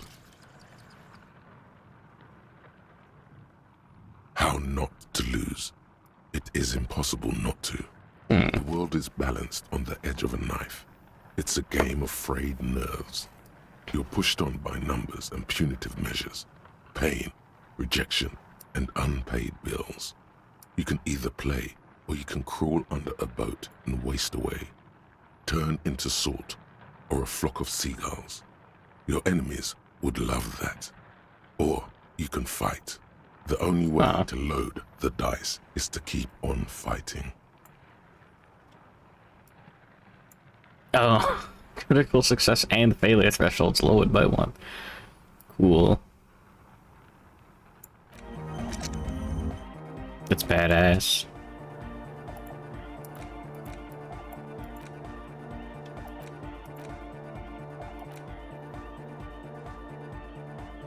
Oh yeah, so if I don't have to do anything about this, I guess I could just stop that and I just do... I want contact mic. I want it. Alright. That's your life in a nutshell. Oh, it's 15 minutes. Oh shit. I mean, that's gonna suck, right? Hold on. Volumetric shit compressor? That was one of the good ones, right?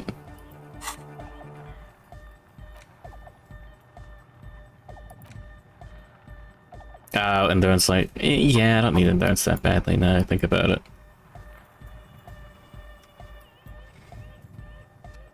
Oh no, you have to spend a skill point to forget if you need to make more room. Because you could keep learning that one. Huh.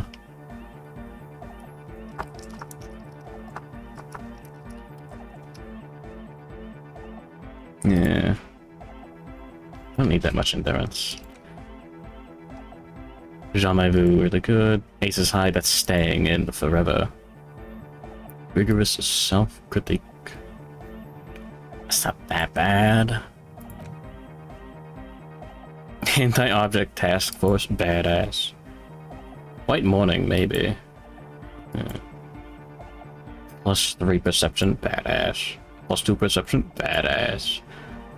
I don't know if I need Lonesome Long Way Home. I don't know if I need this. Ace's High is super rare. I don't know how to get Ace's Law, I don't remember. Yeah, this is the moralist one, yeah. They gotta get the inexplicable feminist agenda. Anyways, I'll be right back. I have to go to the bathroom real quick and to get some more water. The two things in life.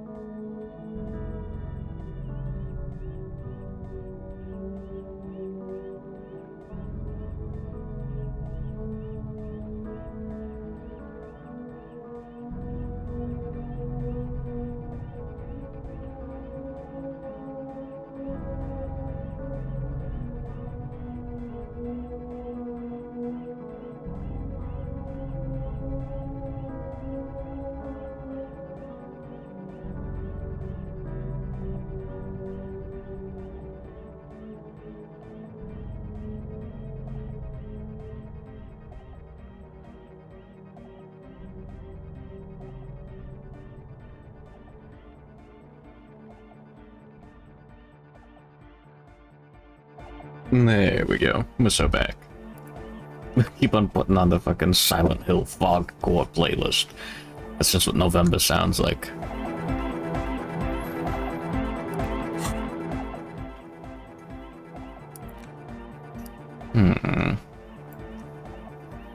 I mean, I could forget this now and start learning something else too.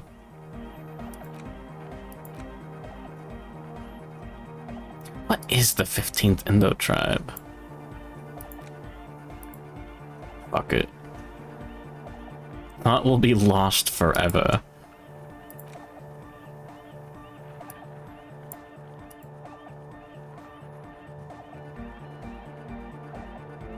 I love having my shit together though. Did I say corporation? Yeah. It seems interesting.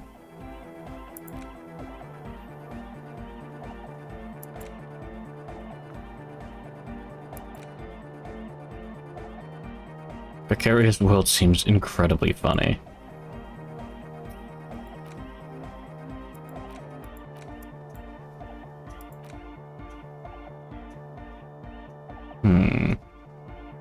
Gives you cash. No. I meant like what the fuck is the like in game like the 15th company?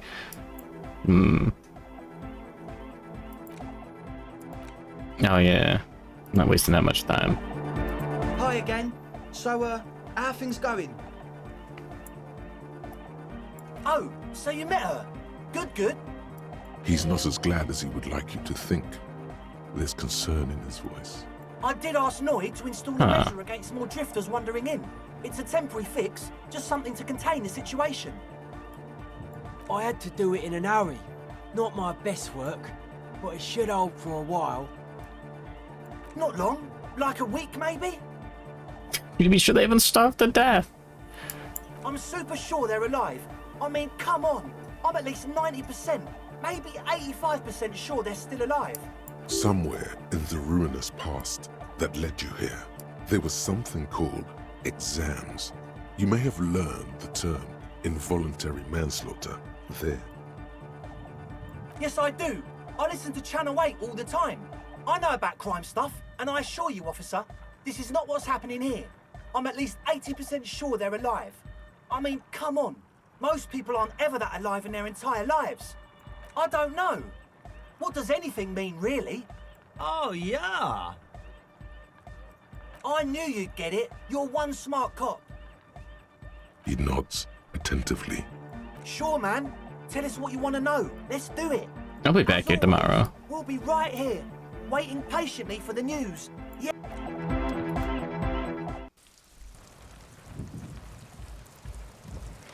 Kim? Yes? Where's his Morty? Is there a glorp shaking a shoulder as an emo? You see that seagull up there? Remind you of anybody? Me? Exactly. Think about the seagull's story. It's one of endurance and adaptation. The seaside was paradise once. They were birds of that paradise. Now the glorp meeting creatures. Then their paradise became Shit City. And what did they do? They became urban survivors, eating burgers out of trash cans, killing and eating pigeons. No time for that sentimental bullshit. They're hustlers, getting shit done. They're one pair of track pants away from gangsters, just like you. Hell yeah. Own it. Steal hot dogs, shit in the sand, whatever it takes to keep going. Thanks, endurance. I just don't want to download 7TV because it's just another thing to download.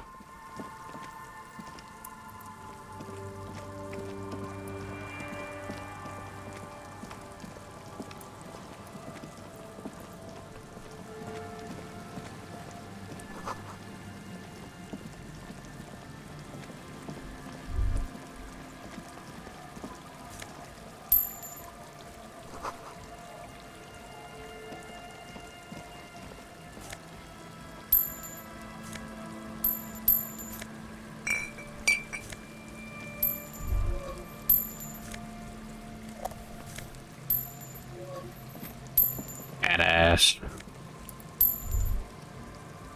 That was super worth it.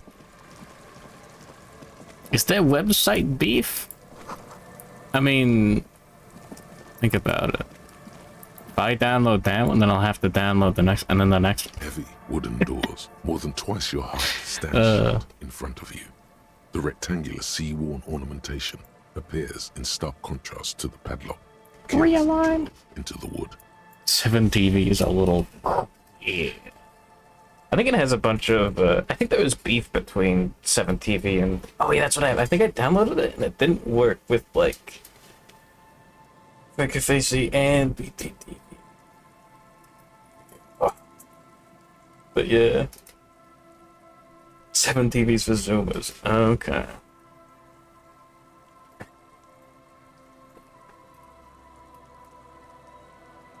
The lock turns easily. You hear a click as the shackle pops open. Feels like electricity and a very small piece of nothingness. Let's go. As you do, you hear the echo of the doomed commercial area. Its black holes and dusty machines.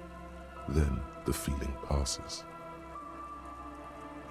How's it for Zoomers?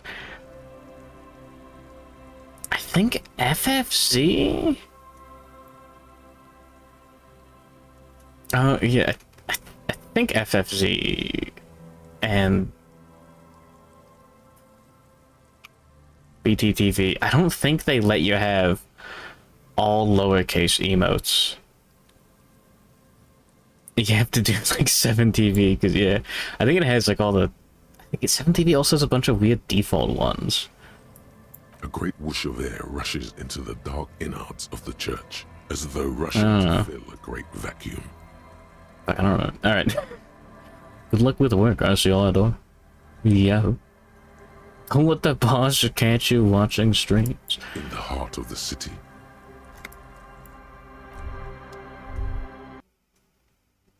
Where are the hoodlums?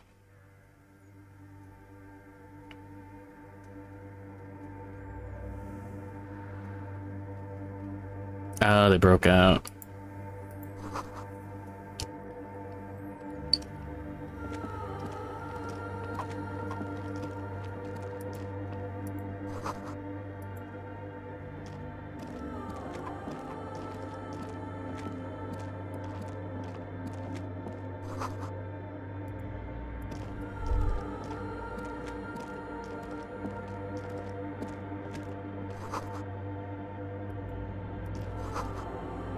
Bark beetles.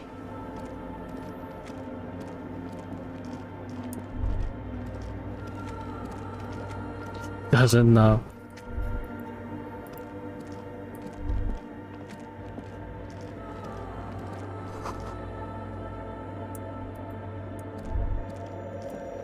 The silence in this part of the church, it's almost palpable. All the shifting matter and shuffling of living things is gone. Nothing seems to exist beyond the church anymore.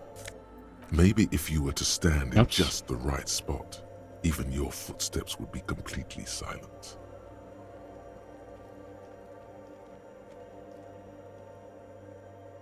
And then it's gone. Almost all of it.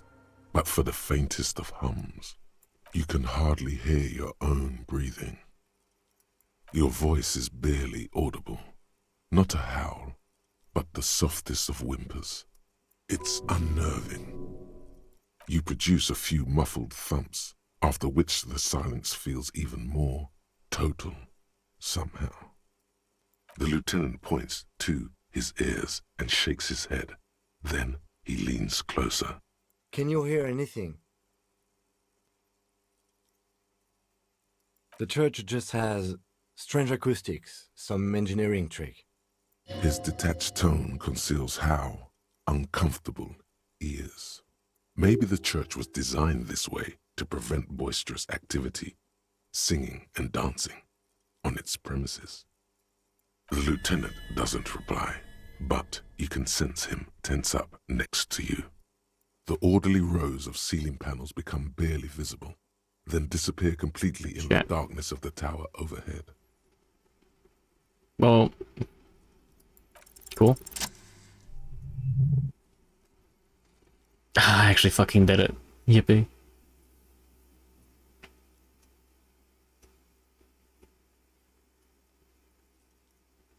It's like there's something moving up there. A shadow has emerged from the tower and it's making its way toward you through all the other shadows. It's not a shadow anymore, becoming more substantial as it gets closer. The shape of an animal descends. Officer, is there something up there? Oh no, you've lost sight of it. Where did it go? Prepare for an attack. Yes, the darkness makes the ceiling feel infinitely far away. It's climbing. Climbing down, holding on the beams.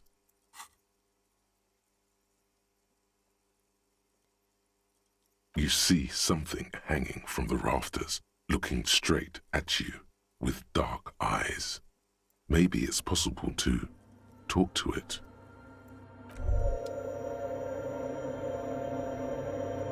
Hold on, contact Mike is calling. Of contact Mike. 5,000 to 1 rank outsider. No one saw it coming. The mantle of a game changer demands intangible qualities. Fights are not won. You're thinking instead of doing detective work right now. Fights are made. Blow by blow. Let's take it, Mike to the Mikey. Some low-intensity part of you has entered a sports cliché-driven fugue state, and it's not necessarily a bad thing. Also, Mike knew what it took to win. He just wanted it more. All physique white checks unlocked. That's pretty good. Did we have any of those? Or a door? Did it actually work?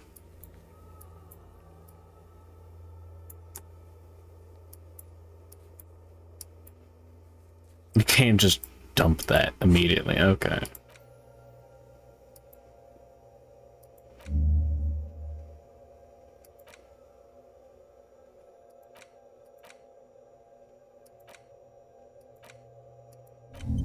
Start working on that. Why not?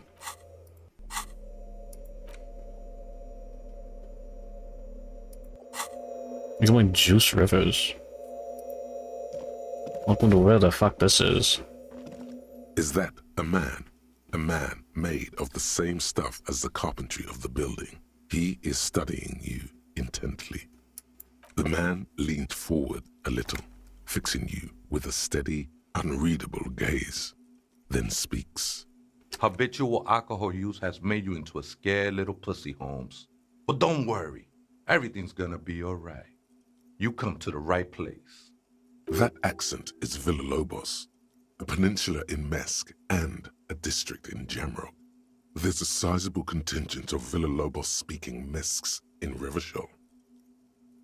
Here you can receive the mother's love. And when you're ready, she will take your hand and lift you out of the despair at the bottom of that bottle. This man is obviously a habitual narcotics user. Do we really need to question him? Hey, and what was that about, the bottle again? You haven't even drank that much lately. Lay off it already. Shish. I have a bit of a problem. Está crudo, way. I see deep inside you. Your body and your spirit are suffering greatly from overindulgence. And you don't even know it. I'm very in touch with my suffering. Not all of it. I was like you once. You don't know all the havoc El Vino is wrecking on your mind and your spirit. Necesita parar, homie. I like ceiling crab men. No, actually, since we're here, you may want to pay attention to what the ceiling climber is saying. Look at these crazies. What is this shit? I haven't even drank yet. Don't trust me. Trust the mother. I'm only the messenger, Holmes.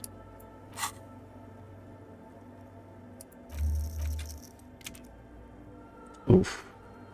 You're an alcoholic. It's a sickness, it's killing you. Pools full belly dragging on the ground, brain fuzzy, overdrive, hair sticking together with today's cold sweat and yesterday's vomit. That's me and my brother. This is the Church of the Mother of Silence. You are welcome here. This Mother of Silence sounds like a serious player. You might want to be careful until you find out what you're dealing with. Sure did, Holmes. You went moving like a human. I am, at least in part, Holmes. Into the mother's love burns away the cruel distinctions of the body. A boyadero? No, Holmes. I don't go in for that kind of thing. It's all about surrendering to the mother now. You talk funny. Haven't you ever met a Mex before? Cabron. Surprising number of us around Rabbit Shop. What is Mex? You know, I'm not so sure myself anymore. Don't really matter though. Glad you're feeling more comfortable.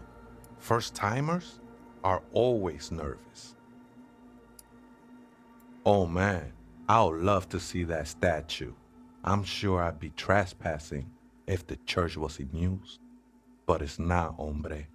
I done my share of illegal shit. Used to be in a gang, the whole deal. But even memories of that time are fading. Most of them are already gone. No, man. You gotta let that shit go. Then the mother's light touch will fill you with rapture. Do you remember your name, sir? Tiago's my name. But those syllables don't mean much to me these days. A name isn't just your identity, but also, so to speak. So to speak. Your place amongst your fellas. Your place in the world. I ain't got no use for such a place anymore. Harry the Wall? W. Frater? That's just the thing, Holmes. None of that matters. What the fuck are you doing here? This is a special place. There's a perforation in the world up there. A way out into nothingness. This church was built around it for purposes of veneration. I circled it, nurtured by the silence bestowed by the mother. One of these days, I'll be pure enough to go drink from it directly. Who's the mother of sons? Yeah. That's no simple question, Essa. She is one who can be painted or sculpted. She is a cavity in the dark beyond sense. She saved me, but I couldn't describe her to you. No one can, Holmes, and no one ever will. His adoration is beyond sexual. This cavity is something that no human form has. I will be incinerated, but not destroyed. Finally, I won with the state of the world before reality began. It's not like that at all, man. It's just faith and joyful service. Too gleeful, those words. He is lying. Not to you, to his very own self. Huh. I heard that before, Way. And I know I can't convince you on the spot. But think, when's the last time you woke up from silent communion with a hangover, regretting what you did last night? There are drugs darker than alcohol circling your system.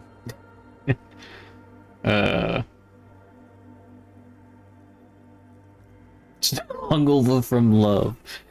Fucking Karen took the kids. She took you for a good spin, huh? Don't worry, bro. That love is but a drop compared to the ocean of the mother's love. The mother will eat all of you and never spit you out. Yeah, sure. I know it will take time. Don't sweat it. I'm a seraph, Holmes. I sing the mother's glory.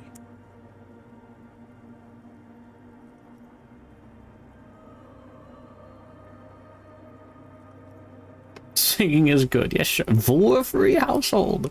I don't mean literal singing, Holmes. This is the mother of science we're talking about. It's the singing of a burning heart. You may be thinking, but fire crackles. No, Holmes. That's the material that's burning. The flames themselves are without sound. Hard to say. I think I did some construction work here, back when I still had material worries. Up there, I realized what the true purpose of the church was. Been spending a lot of time here ever since. The past is nothing to me now, eh? It didn't belong to me. The sinewy figure lingers on the wooden beams, blending into the shadows. Police raid a while back. Did you witness it? Not really, or at least I don't remember much of it anymore. The mother's love has done its job. That's what's so great about the mother. It lets you forget about everything. The ones in the tent outside, right? I see them, think they scared of me. They have a reason to be scared? Nah, man. They look pretty funny. And I don't harm no one anymore, anyway. Though he used to, a long time ago.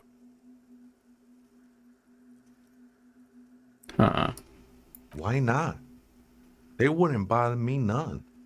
I'm usually way up there, imbibing. Ain't no music on earth that can reach where I go. Might even be nice to have some company. He said that in spite of himself. He's more attached to the human than he'd like to think.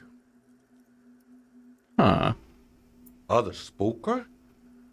Oh, esa viejita es muy estudiosa. Don't know, Holmes.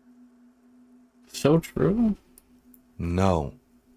I just call her viejita because of her clothes. She's actually quite young. Or maybe not that young. Age is just one of the many masks we wear. That's what I said, Holmes. Don't really follow her comings and goings. Just see her typing on her computer now and then. We got different interests. I'm afraid not, Essay. You just have to wait until she comes back, or...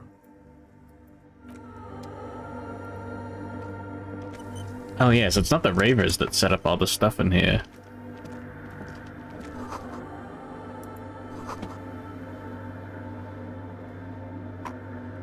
There's a deer. So true. There's pants. Oh, it's a scarf.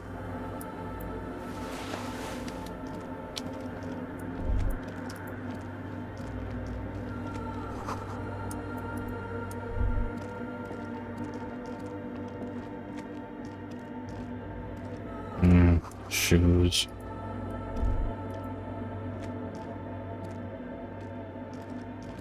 There's a excuse me.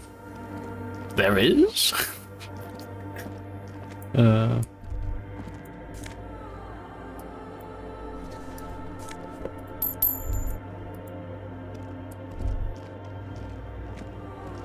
Sounds dangerous. A machine stands in the corner, watched over by the figures on the stained glass window. Oh. It's turned on and quivering with soft electricity. Another radio computer. And this time it's already turned on. We should leave. I doubt this place bears any connection to the case. It's also quite similar to the one we have down at the station. Must be the same model. A quaint little box of radio waves. You see fluorescent play and print buttons on the keyboard. A hatch connected to the central compartment is wide open. The skills you learn are not relevant to any of the other areas. Cube world. Maybe there's a cube world in here. The lieutenant says nothing. You see the machine's glowing frame reflected back from his diamond-shaped glasses. You're free to proceed. Behind the hatch sits a cube-like crisscross of filaments, smoldering in the dark like fireflies. Silver tape on the side says, in black marker, log, February to March. That son of a bitch shows up on Twitter. Oh, the cube world dev? Another filament memory Press play to talk with the repeater. The speaker comes to life. Static seeps through the machine's planar magnetic driver. An old lady greets you. Her voice sounds 100 years old. Good evening. Votre accident on Saint-Brun. This is the East Insulindian Repeater Station 1. Please repeat. Is this the personal log? It's the same old woman you spoke with through the radio computer in the doomed commercial area.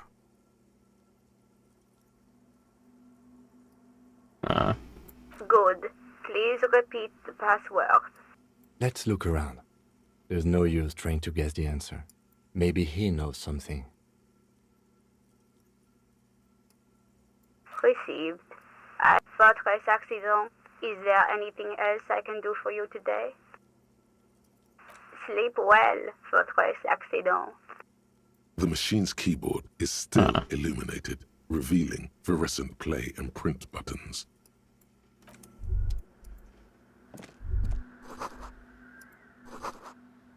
Anyways, yeah, shoutouts to Writer Shores and what the fuck was that? Dead Space -1.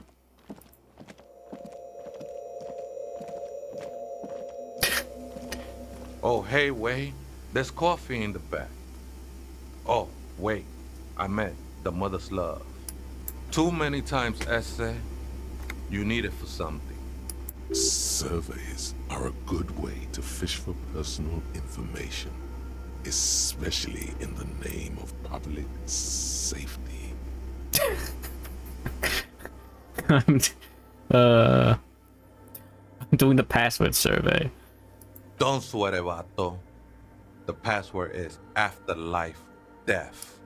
What you think of that? Makes me almost pity La Nilita Pequeña when I hear it. I think we're done here, essay.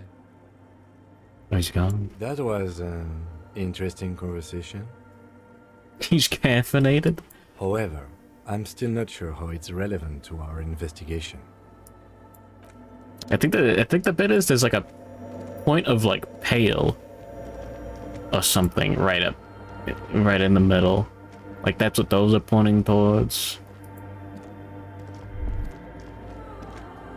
And he's on it.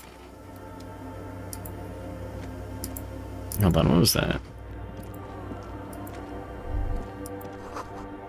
Ah, okay. The machine's keyboard is still illuminated, revealing fluorescent play and print buttons. The speaker comes to life. Static seeps. Good evening. Votre accident on Saint-Brun. This is the East Insulindian Repeater Station 1. Please repeat. Is this the personal log? Good, thank you. Please repeat. Is this the personal log? I have 2 machines registered to this company name. Oh, it's stolen from there. One on Saint-Brun, the other on Rue de Saint-Ghislaine. Saint-Brun, that's the church. And Rue de Saint-Ghislaine, that's the doomed commercial area. Anything else I can help you with? Good. Please repeat the password. Good. I have unlocked the filament. After ending the call, please press print to access the filament. Votre accident. Is there anything else I can do for you today? Sleep well, votre accident. The machine's keyboard is still illuminated, revealing fluorescent play and print buttons. The printer prints out a long text document with dated paragraphs. It looks a bit like someone's journal. The first entry, made on the 4th of February, 51, by an unknown author, is short and concise. Arrived at the church, the door was boarded up, so I used the crowbar to get inside. Looks like the place has been deserted.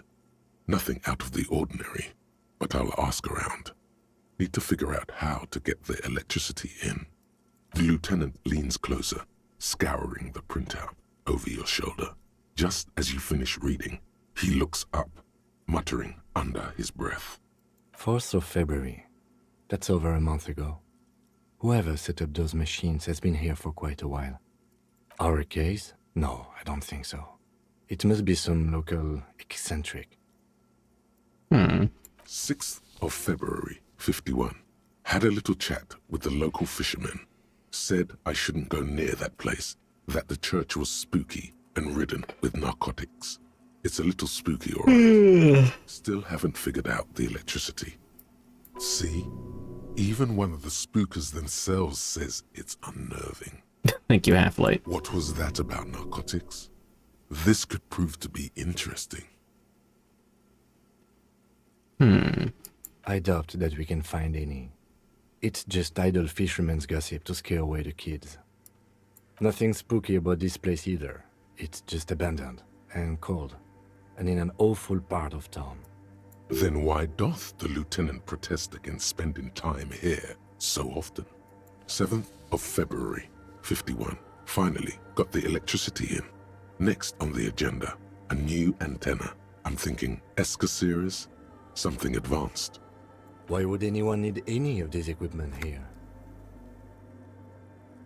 8th of February, 51. Bought the antenna, had some problems setting it up.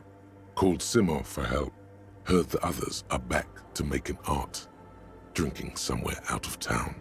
Sulislav started a rock band again. Lexi has been seen asking money from strangers.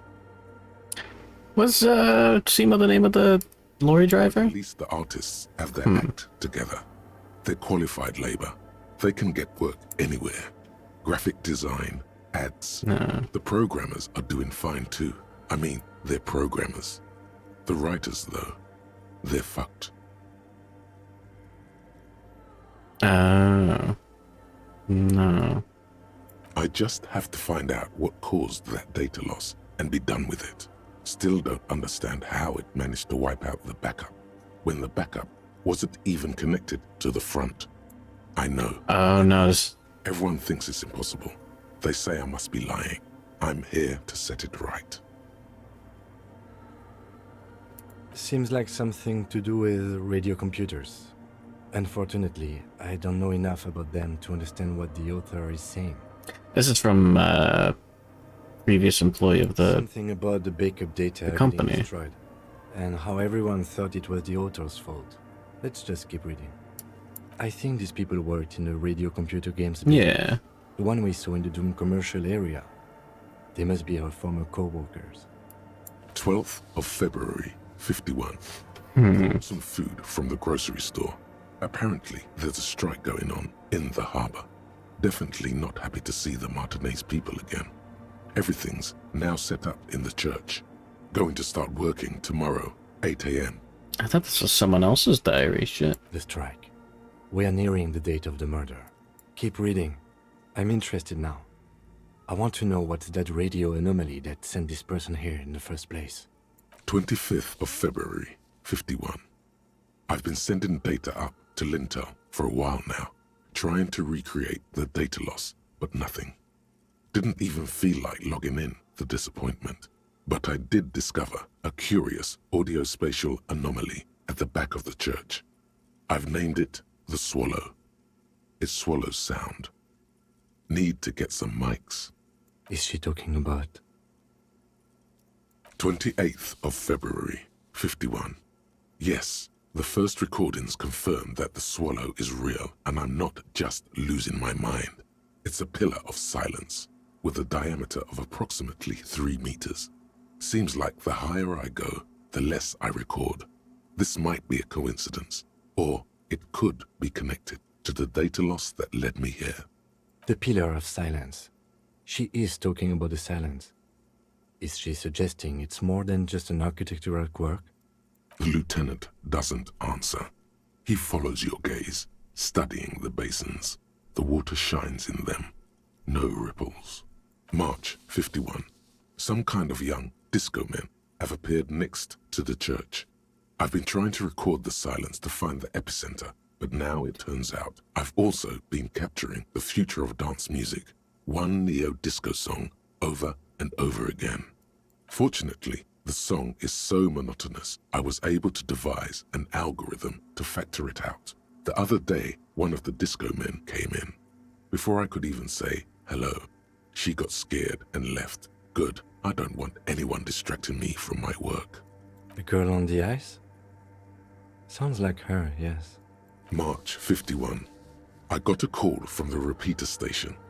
Someone has tried to access the radio computer in our old office in Martinez. Can't do anything about it. The storekeeper still doesn't want to let me inside the building. Thinks I'm part of some kind of curse. How Martinez of her. I knew it wasn't a good idea to meddle with the machine. March 51. A new 2-meter aux cable. Noodles. Crackers. Ping energy drinks. Water. Toothpaste. Gum. Also some canned air. Your reading is interrupted by the sound of the church door opening. A strange woman makes straight for the radio computer. Huh.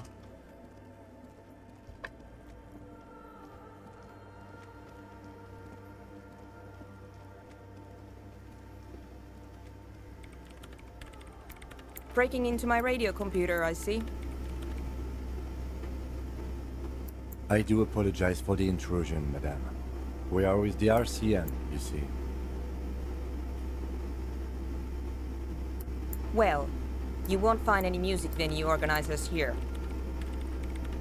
It's just me and my computer, and it has been this way for weeks. Now please give me some room. I need 2 seconds to see that you haven't destroyed anything. We should talk to her after she has rebooted the machine.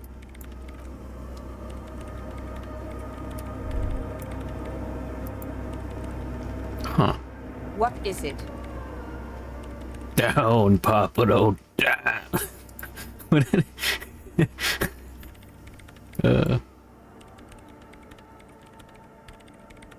No, you just printed out my personal log and wasted some paper.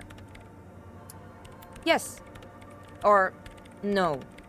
Not anymore. That project is dead. She doesn't seem surprised to be recognized. Rather sad. Something passes over her face before she straightens her back. I am Soona Luukkanen-Kilde, the former lead programmer of Fortress Accident and RSA radios. I have over 16 years of programming experience, and I'm proficient in both Vox and Orbis languages. If you're not here to hire me, I don't really know how I can help you. No? Yes. So, yeah, why is she not worried? No. You're right. I'm not. I brought them here. These are my machines. Please don't touch anything. I use the AR-1 as my RAIN Prefect's processing unit. RAIN Prefect, my radio computer. Yes? You really don't know anything about radio computers, do you? All right. Well, all radio computers perform operations up on air. So in order to gain more processing power, you need to invest in a good antenna. On the front, the unified front of radio waves, licensed and controlled by Lintel in the east in Selindic region. It's all around us. That's what on air means. Like love. I guess it is. So far I've been quite satisfied with it. Martinez is an unstable region with bad coverage, and the operation has been surprisingly stable. Cloud computing. But it's not the cheapest one on the market. So I wouldn't recommend it for your regular red tape operations. Fraser 1000 is a foolproof line for civilians. Anyway, you should do some research before you decide to buy anything. Ask around, compare the prices. There are many milieus dedicated to that sort of thing. She liked telling me this. It calmed her nerves. I'm working. The machine seems almost alien with its pulsing core. The light casting her face in a strange shadow. Could you just shh for a moment? Or get to the point. I really need to focus on something. They are connected to my RAIN Prefect. Whatever you do, just please don't move them, okay? Thanks. Great. You really like those questions, don't you? They're bloodshot. She really hasn't been getting much sleep lately, has she? It's my job. I'm conducting scientific research here. You can't throw me out. Why would you even develop a computer like that? I don't know. I didn't do it. Build a bigger antenna. I'm looking for the location of a 2mm hole in the world. She's looking for a disruption in the radio waves. That's what her personal log said. The lieutenant raises his brows, but doesn't say anything. Yes, that's what led me here.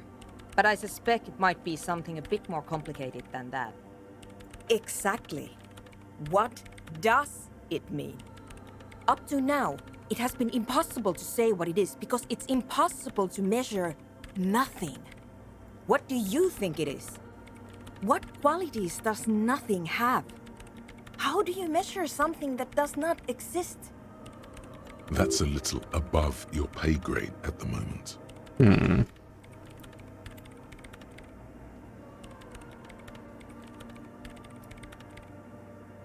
I don't know.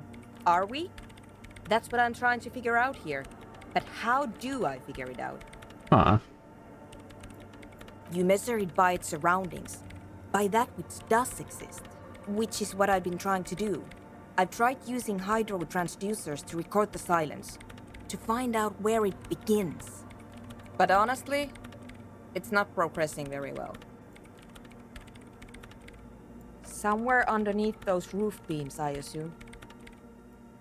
Only a faint crisscross of rafters can be made out from the dark, most of the tower disappearing into the shade.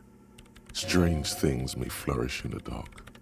There's this place at the back of the church, a place where all audible vibrations seem to decease. I've named it the Swallow, and the higher you go, the less you record. The Pillar of Silence? Are you sure it's not just an architectural quirk? Maybe, but it's oddly close to the physical coordinates of the data loss that led me to this place. This is where the crab man lives. I know. Don't think he's responsible? No, I don't. She sounds mildly annoyed by this line of questioning, her hands typing hundreds of commands into the machine. Because it's just trial and error, trying to locate the Swallow, the exact point in space. And I don't have a... You know what? It would be really helpful if you could just stop talking and let me work. Great. Thanks. What? I hate it. I bet she hasn't even heard it. It's not like disco, goddamn. Maybe I'd have to be on drugs to get it, but to a sober mind it just sounds like uninspired rug whipping. No idea what it has to do with either dancing or music. This is about those speed freaks in the tent, isn't it? I've got some news for you. It's not a nightclub they want to build here. Take a guess, why don't you?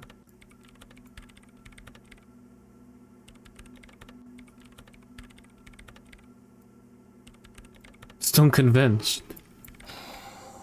I can't believe they got you so easily. Go have another talk with those up-and-coming entrepreneurs, will you? Thanks. Good luck. I'm not coming in there. The Swallow, you mean? Well, great. Thanks.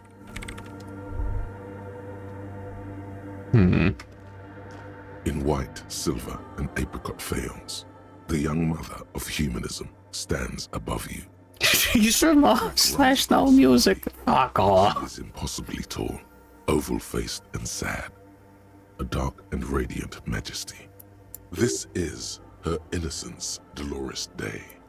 Cradled in her arms are a pair of glowing lungs, clearly visible from underneath her flowing dress. Leave me alone, woman. Your knees touch the floor. The floorboards are hard and cold. There you kneel among the snowdrifts, diffuse light falling on your hands from beyond the glass. The world is silent, but for the creaks and cracks of the massive wooden structure behind you, it covers you from the wind outside. The ocean feels distant, its ebb and flow blocked off by the centuries-old pinewood sarcophagus around you. Cold air seeps in through the crack in the glass, cooling the sweat on your forehead, makes you shudder. In the darkness, you sense her eyes on you, inspecting you with their multicolored glass, as if you're a bug under a microscope. The woman looks down at you kneeling. She towers among her followers, architects, laymen, courtiers. There is a sad smile on her lips and a glint in her green-blue eye of what? Compassion? Remorse? She acknowledges the passing of someone who is still alive. You. No, she doesn't care about you. She only cares about her shiny sovereign's orb and her silk robes and getting to the aerodrome on time to leave. It's not possible to live. That's badass. As that great and desperate thought passes through your mind, the lieutenant draws an X-shaped cross from shoulder to shoulder. Your fingertips touch your chest 4 times. Then you rise from your knees into the apricot-colored light of the window. Above you, the woman still smiles her distant smile, sundered by the crack in the glass. The old woman in the village was right. This must be the DeLorean Church of Humanity in Martinez, or the small Pinewood Church in some records. It's a minor landmark, not easy to find. Most maps misplace it. It was built not long after Revachol's founding, 300 or so years ago, by first-generation settlers. On the coast of an uninhabited archipelago where only animals had roamed before, in the wild reeds.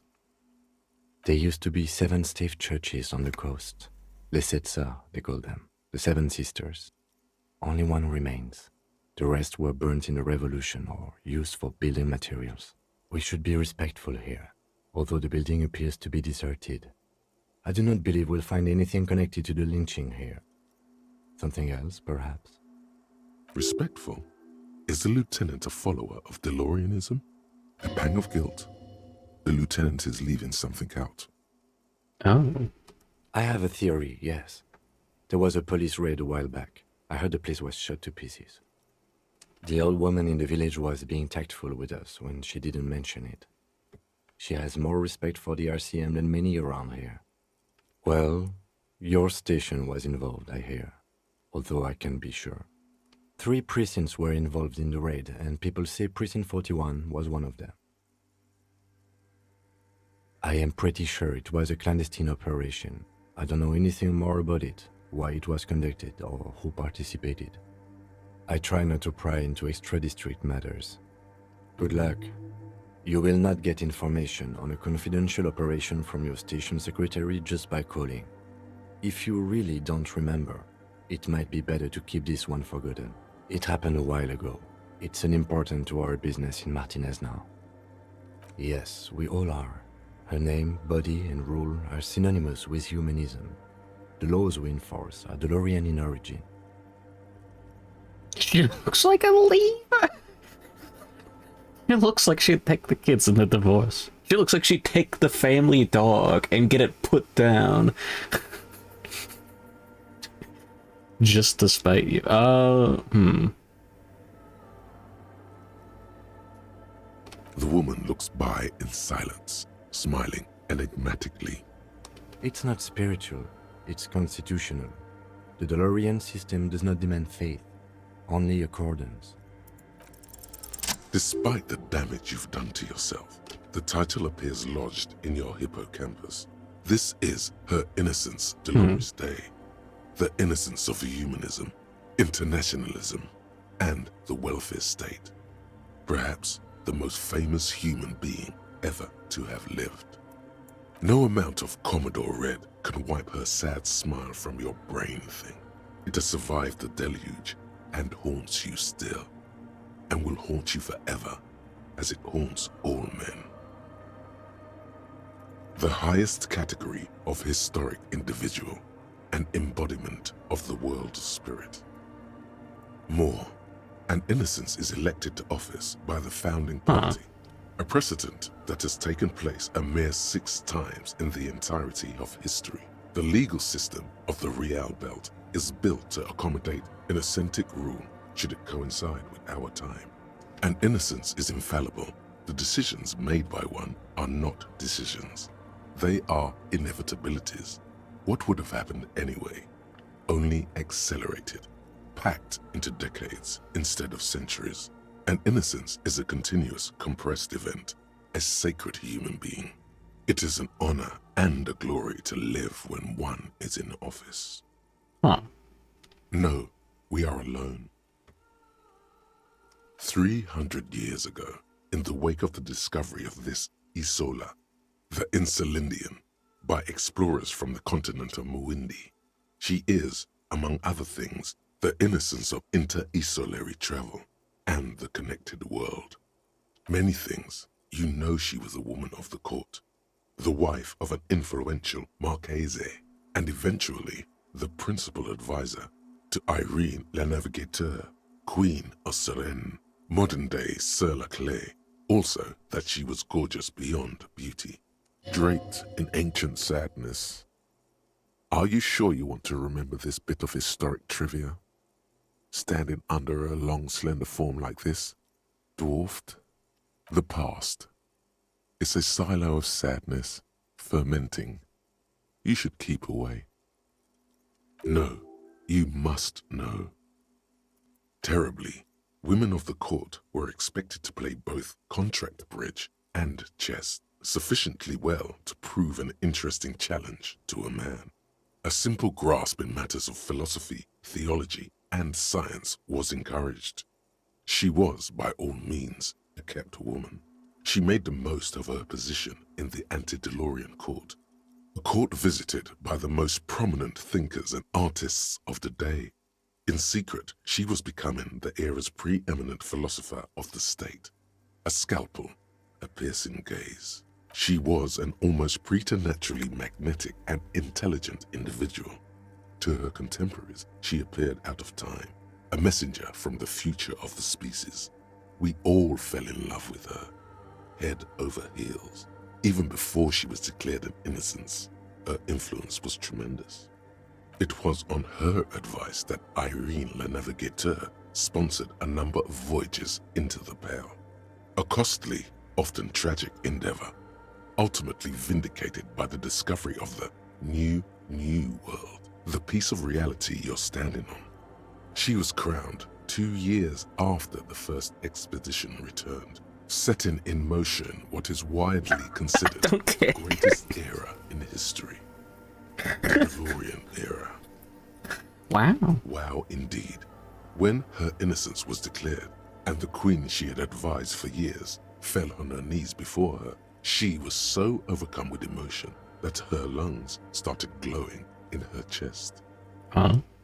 Bystanders reported golden filaments lighting the already sunlit chamber around her, clearly visible beneath her dress. That is why the lungs are the symbol of love for the cultures of the Real Belt. I want more. As did we all.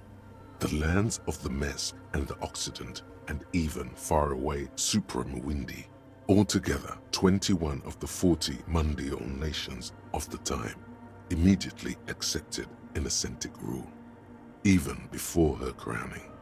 In a city called Advesperaskit in Vespa Messina, her homeland, the name of the city means evening comes, but it happened on a winter's morning, with the canals frozen and slush falling out of the sky.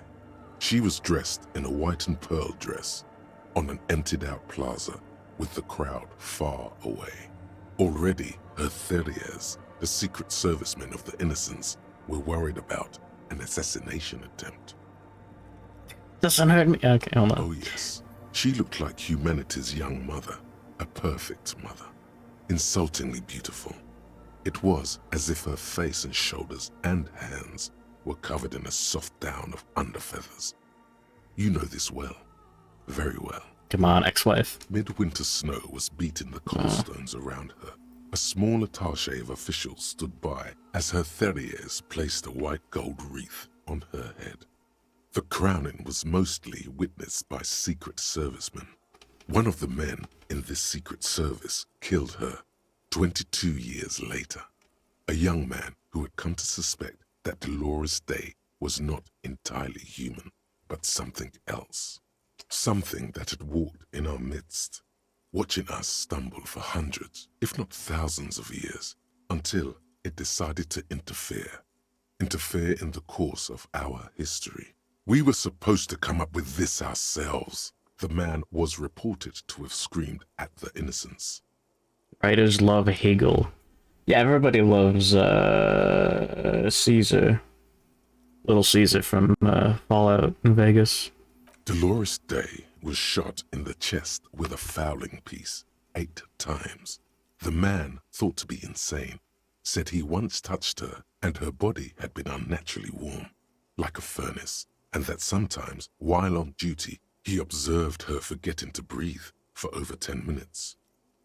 This inhuman quality was witnessed by many others as well, glowing lungs and all. It is commonly attributed to mass hysteria and religious psychology. Terrifying is a term too emotionally charged for your semantic memory, or what remains of it. Terrifying. It's a simple word. She was bad for humanity, and you shouldn't have started thinking about her. He should read a book. It's the brain tumor getting to him. Yeah, the pizza guy. Fuck.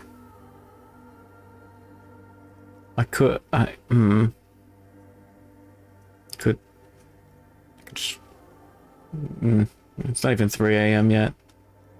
This Little Caesar's open. I could do it. You already do. Although she's often considered to be the greatest human being to ever live, there was something ominous about Dolores Day, constantly surrounded by her terriers.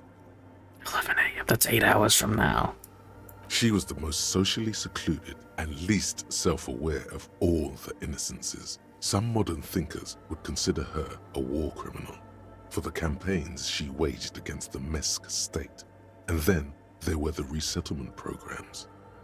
The Mesk state tried to detach itself from innocentic rule. Parts of the world were experiencing whiplash from accelerating into secularism. Her mandatory education programs and mass resettlement of upstream Marguerite were problematic as well. Dissenters were suppressed by a military force she called the Army of Humanity. She adored chess, yes, but also military war games. Dolores Day often holds a tiny tin soldier between her index finger and thumb. Warhammer. Icons such as this. She was also blonde, the blondest woman you have ever seen, with green eyes the color of the Pacific, mare interregnum. Little is known of her Marchese husband. It's as if he vanished from history after completing his role, which was to introduce Dolores Day to court. In conclusion, yes, there is something lonely, paranoid, and even terrifying that people seldom mention, but feel when they think of her. This subtle terror is part of her iconography. Lieutenant Yefrater, you've stood there for over 5 minutes. What are you thinking of, if I may ask? War criminal!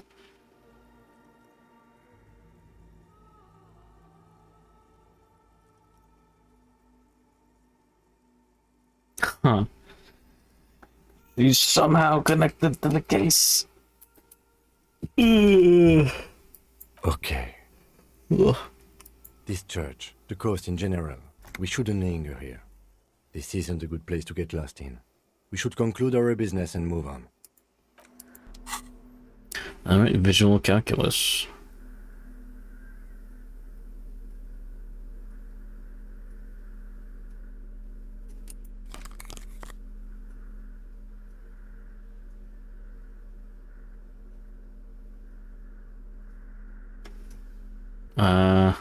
Nothing's giving me a minus, is it?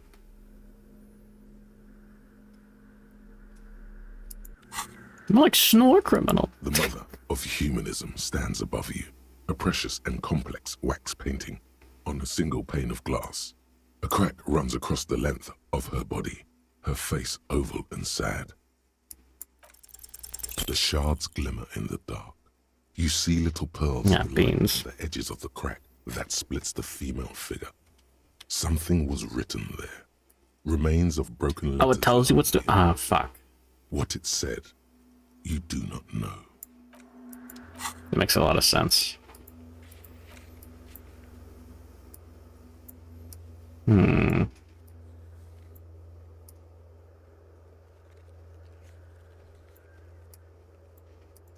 Visual calculus.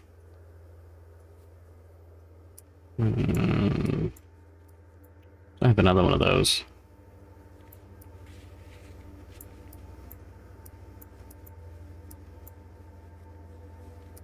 Maybe I do want more volition. That wouldn't be bad.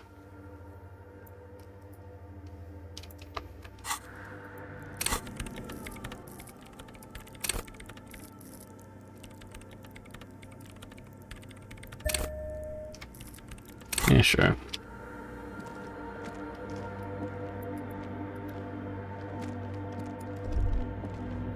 That was fun.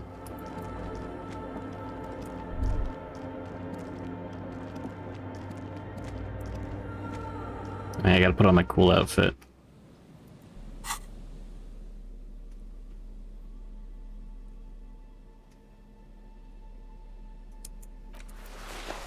Badass.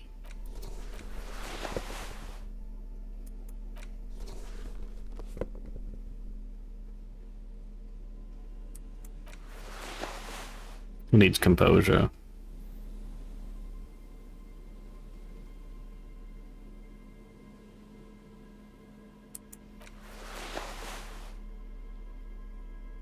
Oh, there we go. I'll take the visual calculus. I wasn't wearing that, was I? Shit. Whoops. That's fine.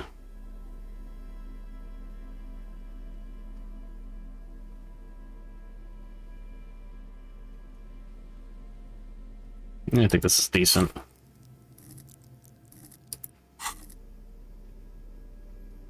Oh yeah, it does, yeah.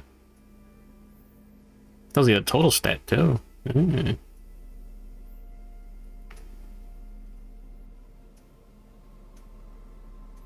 Empathy's a little low.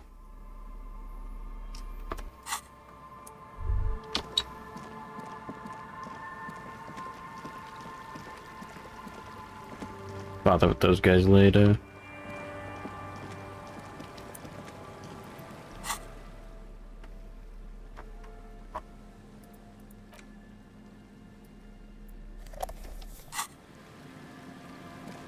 Actually using a flashlight. It's like a bottle. Damn it. Like a night, Dr. Hidaka. Sleep tight, don't let the bed bags bite. Hey, we did finish our exploration.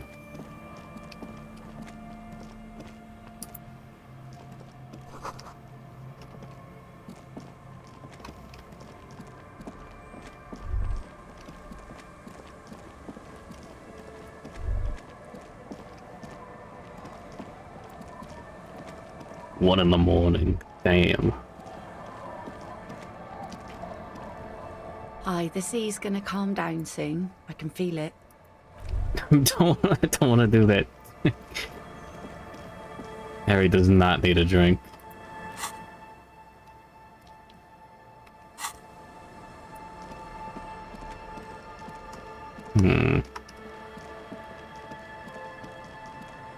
What a video game.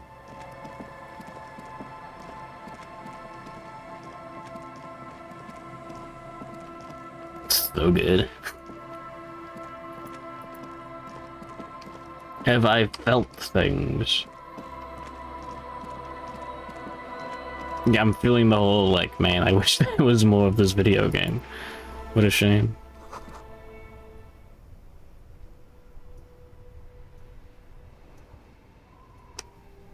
I can bother with that in the morning.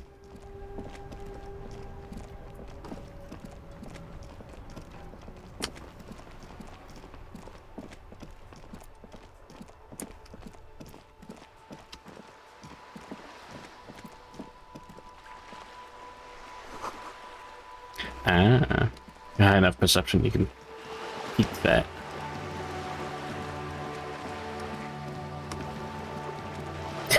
Yeah, there's so much stuff. It's good. Just an ordinary wall. Nothing to see. Hold on.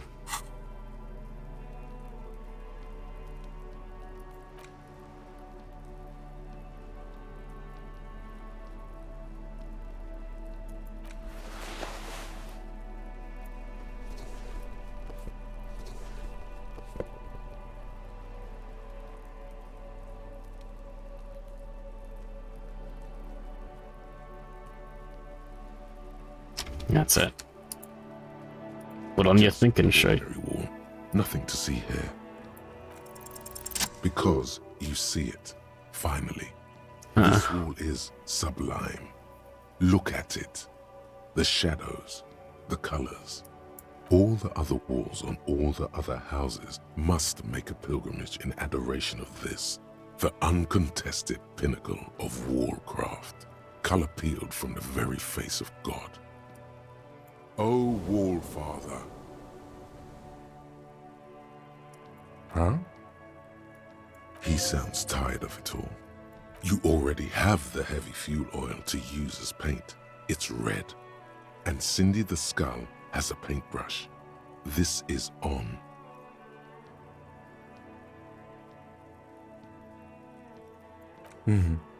Sure. If you must. Damn. I'm going Gwendolf. Poor Kim. We'll deal with that tomorrow. Art is back. You're back. Good. What can I help you with at this late hour? Matter of fact, I don't. I have a medical condition of my own. Nothing unusual, though. I'm old, you see. Raise her up. Come on. Thank you. I do what I can to remain presentable. Now, ask me some questions. It'll help us pass the night. Hold on. I don't think anything increases volition. It's like a health stat. Put my cool jacket back on.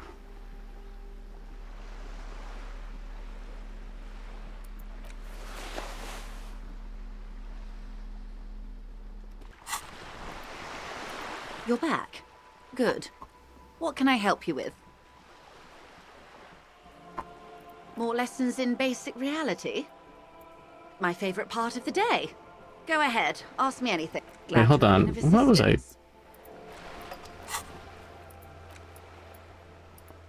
Volition. Did I already do that one? Wait, hold on. Oh, it's the one to ask him to step away. Yeah, it's gone now. I already asked. I could double check. You're back. Good. What can I help you? More lessons in basic reality? My favorite part of the day. Go ahead, ask me anything. Glad to have been of assistance. Damn. I can't win them all.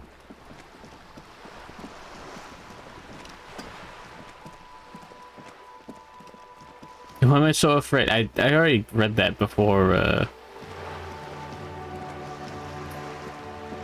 before game overing. I can do it later.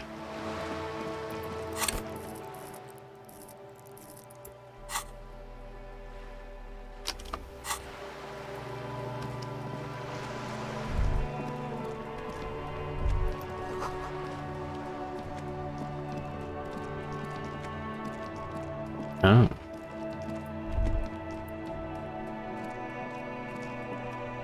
Did I have anything to say to Garrett?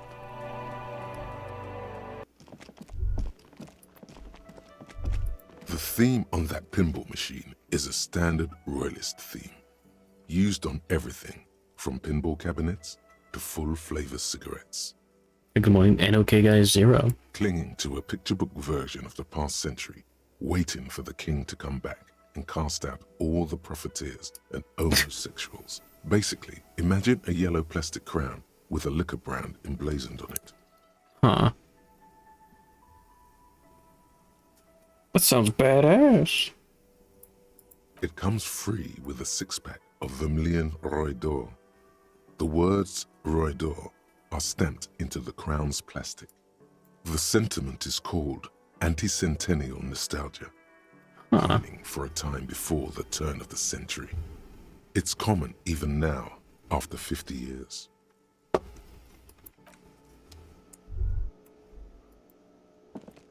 Fascinating. Can I help you? Oh yeah, I got the bird.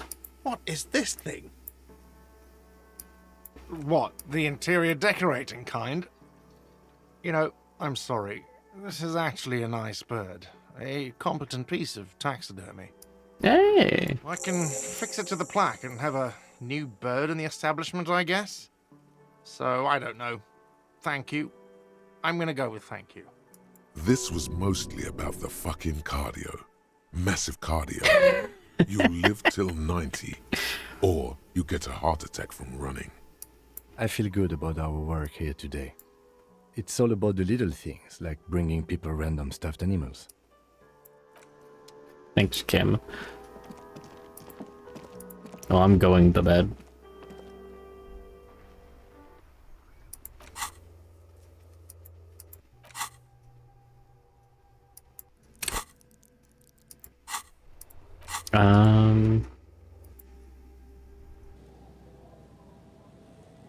Oh, fast travel's instant.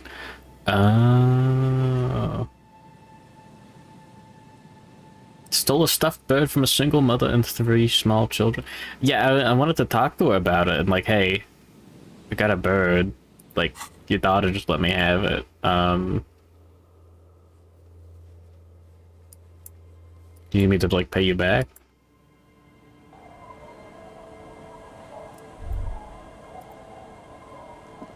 The old woman still sits in her chair, continuing with her chores. As she does so, she quietly hums to herself. The buzz of electric lights blends together with the slow rumble of the ocean waves at night. There's a gap where the name of that song should be. You should ask her about it right now. Yes, I can't really sleep anymore. Only a few hours a night. It happens when you grow older. My suggestion is, don't grow any older than you already are. That's old enough. What's a lullaby my mother used to sing? Oops. I sang it to my kids too. It's an old Samaran children's song. Surrender to the night. That's kind of grim for a children's song, even if it is a lullaby. Yes, it does. Oh yeah, I could wash the jacket. I can wash it for you, but it's going to take about a half an hour. Think you can stay put for that long? No, we must run around ceaselessly. It would be torture to stay put. I could use a breather. It's been another track and field day. Well, hand it over then, and I'll see what I can do. Must say, I'm proud of this one. It's pretty nice underneath all that filth. I hope you take better care of it than its last owner. How nice. Hold on. Oh, what is it found? Okay. Pain threshold and half-light. Damn. That is super cool. I wish I could have the full found suit, but too late. Gave my hat away. The door has seen better days. The layer of paint has started to peel off due to the salt and wind from the sea. Even the lock looks slightly rusted. Gotta get the set bonus. I'll be sleeping in my room in the whirling. We'll meet in front of the shack in the morning. Ooh.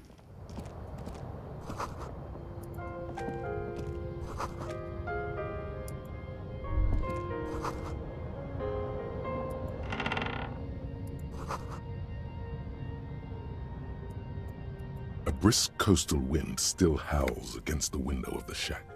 Occasionally, the waves crawl in under the foundation, producing a low hum. You get a propeller hat. God, I fucking wish. The room feels muffled, like you pulled your hat over your ears. Outside, it is cold and windy, but you're inside, and it feels safe and warm. What is this place to you?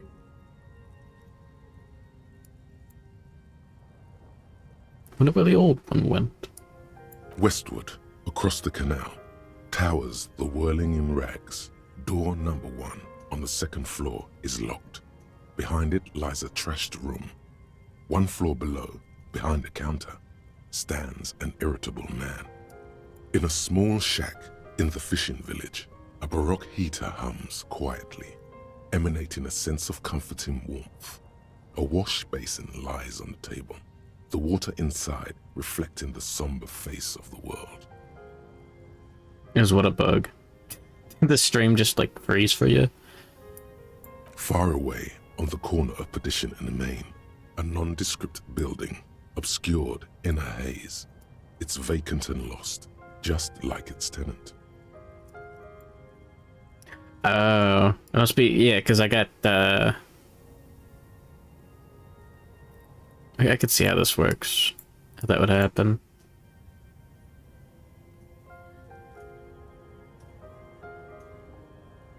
That's a fair assessment of the current situation. Outside, the howl of the wind has picked up. The waves crash against the stilts again. It's as if you think the thought, but in someone else's voice. Look under the floorboards.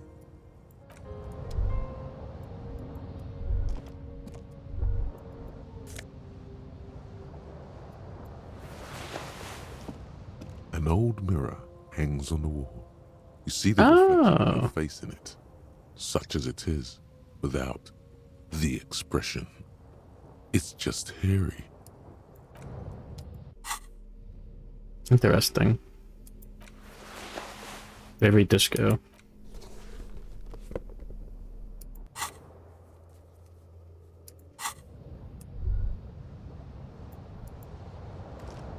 On the table, you see a bowl of water, a rose, and next to it, a small hand mirror. A straight razor soaks inside the wash basin. The water reflects back a vague image of your face. Nose bulbous and red, hair unkempt, wrinkles lining the eyes and forehead. The stash is gigantic. You'll be looking like a pansy without the chops. A fucking pansy. Physical instrument is right.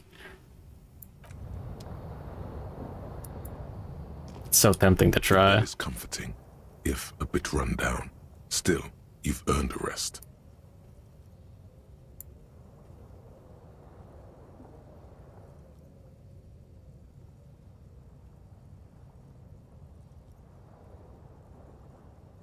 It's so tempting.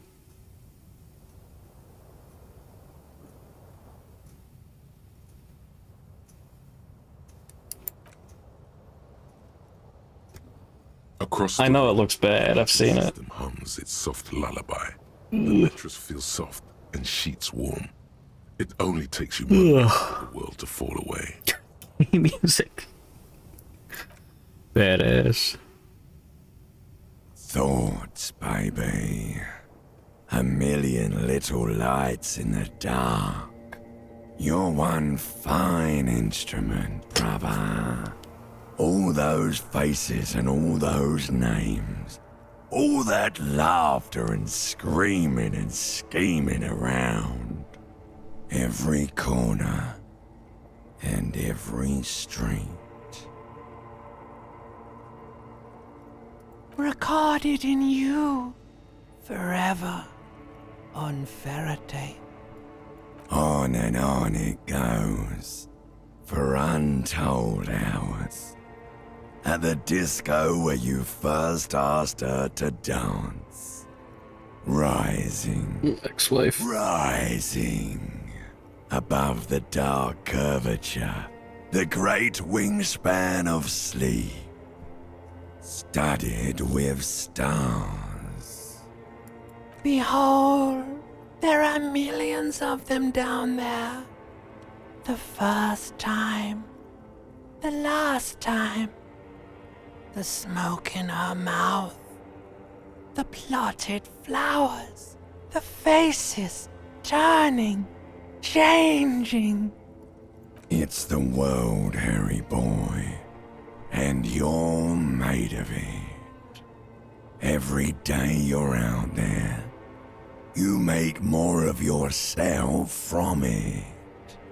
I'm afraid you can't be unmade now. You can never forget this shit.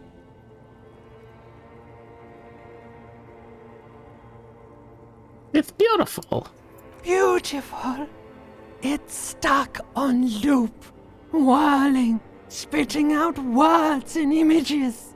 I love women. You're the son of the world again. Harrister, a ceaseless agent. Picking up litter and old newspapers. Collecting your little bubblegum wrappers and idiotic picture postcards. Meaningless keepsakes. Reading your awful letters and recalling things, aren't you? The endless names of the world. An address book you are. The map of a city. You'll go insane if you keep going like this. One more day, and you'll be in the loony bin. I just know you will. And for what, brother man? For the money, baby. For the greater good. For Revacon. Always and only Revacon. Solving your little crossword puzzles. Doing your tasks. Crossing names off lists. Trying to become some sort of world detector. It won't make it okay. It won't put smoke back in her mouth. There he goes again. Ah, He's beach. a real political animal, our Harry. He still doesn't see that it's the world changing around him. He's got no idea what he's in for. 'Cause only love can break your heart. Beep, beep, beep. The alarm is ringing, Harry. The disco circus goes on and on. You barely slept 3 hours last night. Do it for the wind. Do it for the picture puzzle. Put it all together. Solve the world. One conversation at a time. Badass. Good. You're up. Listen, there's something that's been bothering you for a few days now. Oh. It's a suspicion, or a feeling really, that things are not quite in hand around here. An earth-shattering deduction from your psyche. What will those guys come up with next? Every day, things seem to spin more and more wildly, out of control. The center isn't holding. And despite your efforts to moderate and contain these energies, things only seem to be getting worse. I thought things were going pretty well. Oh, sure. You've been making progress on your case, interviewing people, solving side tasks. But who's focusing on the big questions? But have you ever seen them? How do you know they're even there? More importantly, how do you know they aren't waiting for your participation? Good morning, Eric there. The voice said to look under the floorboards. There wasn't an option to. You've got to find out who bears la responsabilité. The most awesome, terrible thing. It is human nature to crave la responsabilité and to deny it. That's why it must be distributed across many different organizations, agencies, offices, and portfolios. Harry, you're thinking about this too narrowly. La responsabilité isn't concerned with trivial questions like who killed who. It's about the real issues, the human welfare index, the price of staple goods, the transition to real democracy. Whoa. This isn't some kind of dictatorship. You can't simply seize la responsabilité for yourself. It must be given by a legitimate authority. Good morning, Eric. And good morning, Shiplights. Welcome to video games. We're doing it. Like a committee. There is always time to follow best practices. Once someone's decided to cut corners for the sake of expediency, who knows what else they're capable of? Mass executions, fun stuff, That's what they're capable of. Only the most even-keeled minds in Martinez. Your half-brother, the lieutenant, is a natural place to start. Together, you'll be able to discover who has la responsabilité in Revachol. And, if necessary, you'll have the wisdom and expertise to assign it among yourselves. Most likely, your findings will be collected in a report, which will be carefully reviewed by your superiors. Once they've reviewed it, those same superiors will produce a set of recommendations to be taken up at the next meeting of the Standing Committee. Rest assured, no matter what happens, it will be done through the proper channels. Good luck. Your report is eagerly anticipated. Oh.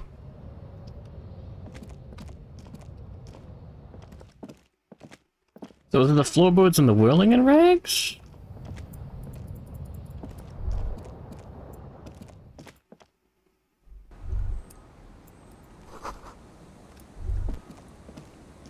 Nah. Weird. Gotta look over the floorboards. Yes. I'm going through, like, horrible, memories of my own home. I'm glad to hear it, Detective. I was wondering when we'd get to this very subject. If you ask me, it's high time for you to set aside these frivolous side tasks and focus 100% of your energies on the case before us. Oh. Why are you pronouncing it like you're a coalition bureaucrat? Because I am now. Forget it. What specifically are you trying to assign responsibility for? For this whole situation. Now I understand. Next, I suppose you're going to tell me you need to form a committee to assign this responsibility? Simple. Because moral intern types love to form committees. In any event, I am just a humble law official. I see. I work under the moral intern's umbrella, but I'm certainly not qualified to serve on any committee. If you are serious about this, you might keep your eyes out for any coalition officials we might happen to run across. Now, was there anything else? Badass. Alright. Well. It's a good spot. I'm gonna go to the bathroom. I'm gonna heat up some of that onion soup. I'm gonna get some more water and boot up Krita. Do some goddamn doodles. My favorite.